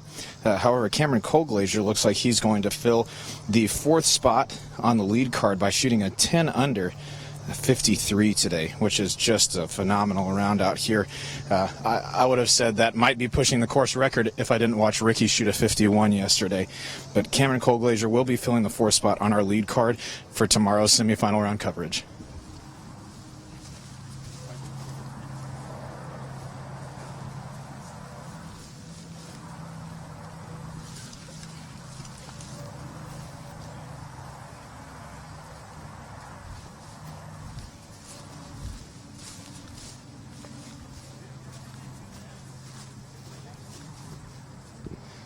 And Nate's roller has turned out about probably as well as you could ask a roller to turn out on this hole. He's got about a circle's edge, maybe a 35-footer for his birdie 3 on 18. That would be a phenomenal birdie from where his drive landed.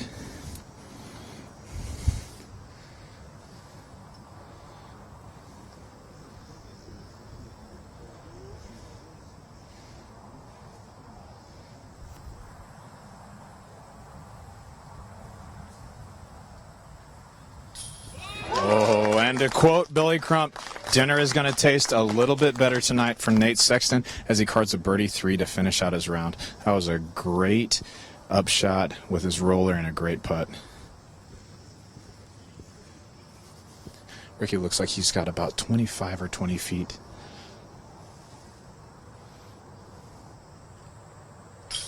After being disappointed with his drive, Ricky throws it to 20 and just buries it in the heart.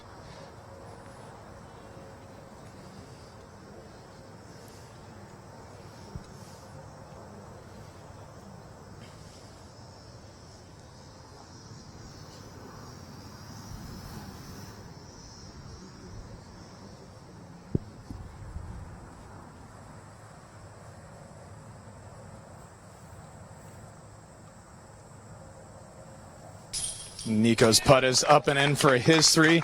He was from about 15 feet, and so I've got to assume Paul McBeth is inside of that, and this would likely be the only all-star birdie that happened on this hole all week. And he is in for birdie. What a great finishing hole for our competitors. And Robert, I want to thank you so much for joining us again today. We wish you the best of luck. Hopefully we'll check in with you at some point tomorrow. I believe your Worlds experience may have concluded. I will but not be playing in the semifinals. But you were out here, and you were just a tremendous asset. Hopefully we'll talk with you maybe tomorrow morning as we're going to be moving into the semifinals. That's going to be taking place over at Jones East. It's been a tremendous day out here. The sun is now shining.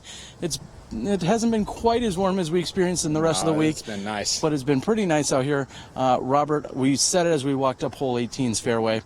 No major moving and shaking, not in this division today. Right. Yeah, we're going to see Cameron Colglacier come up to the lead card. He shot a 10 under par today, a 53, which, as I said just a second ago, would have been awesome and maybe the course record if Ricky hadn't just shot a 51. But we did see some moving and shaking in the other divisions. We're going to see a different leader in Paige Pierce today for tomorrow's semifinal round after shooting a 55 out at Jones East, which is just, it's great shooting out there.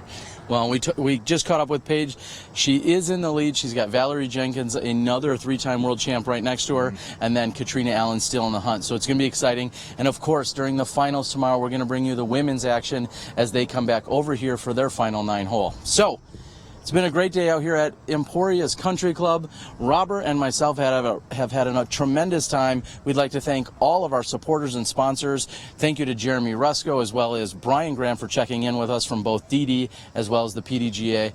We'd like to thank Gary to the O on the camera, Joe Height on camera, and also Johnny V back at the controls. So for Robert and Terry, one last time, I'm the Disc Golf Guy. We'll see you later tonight for our wrap-up show when you step inside the Smash Box.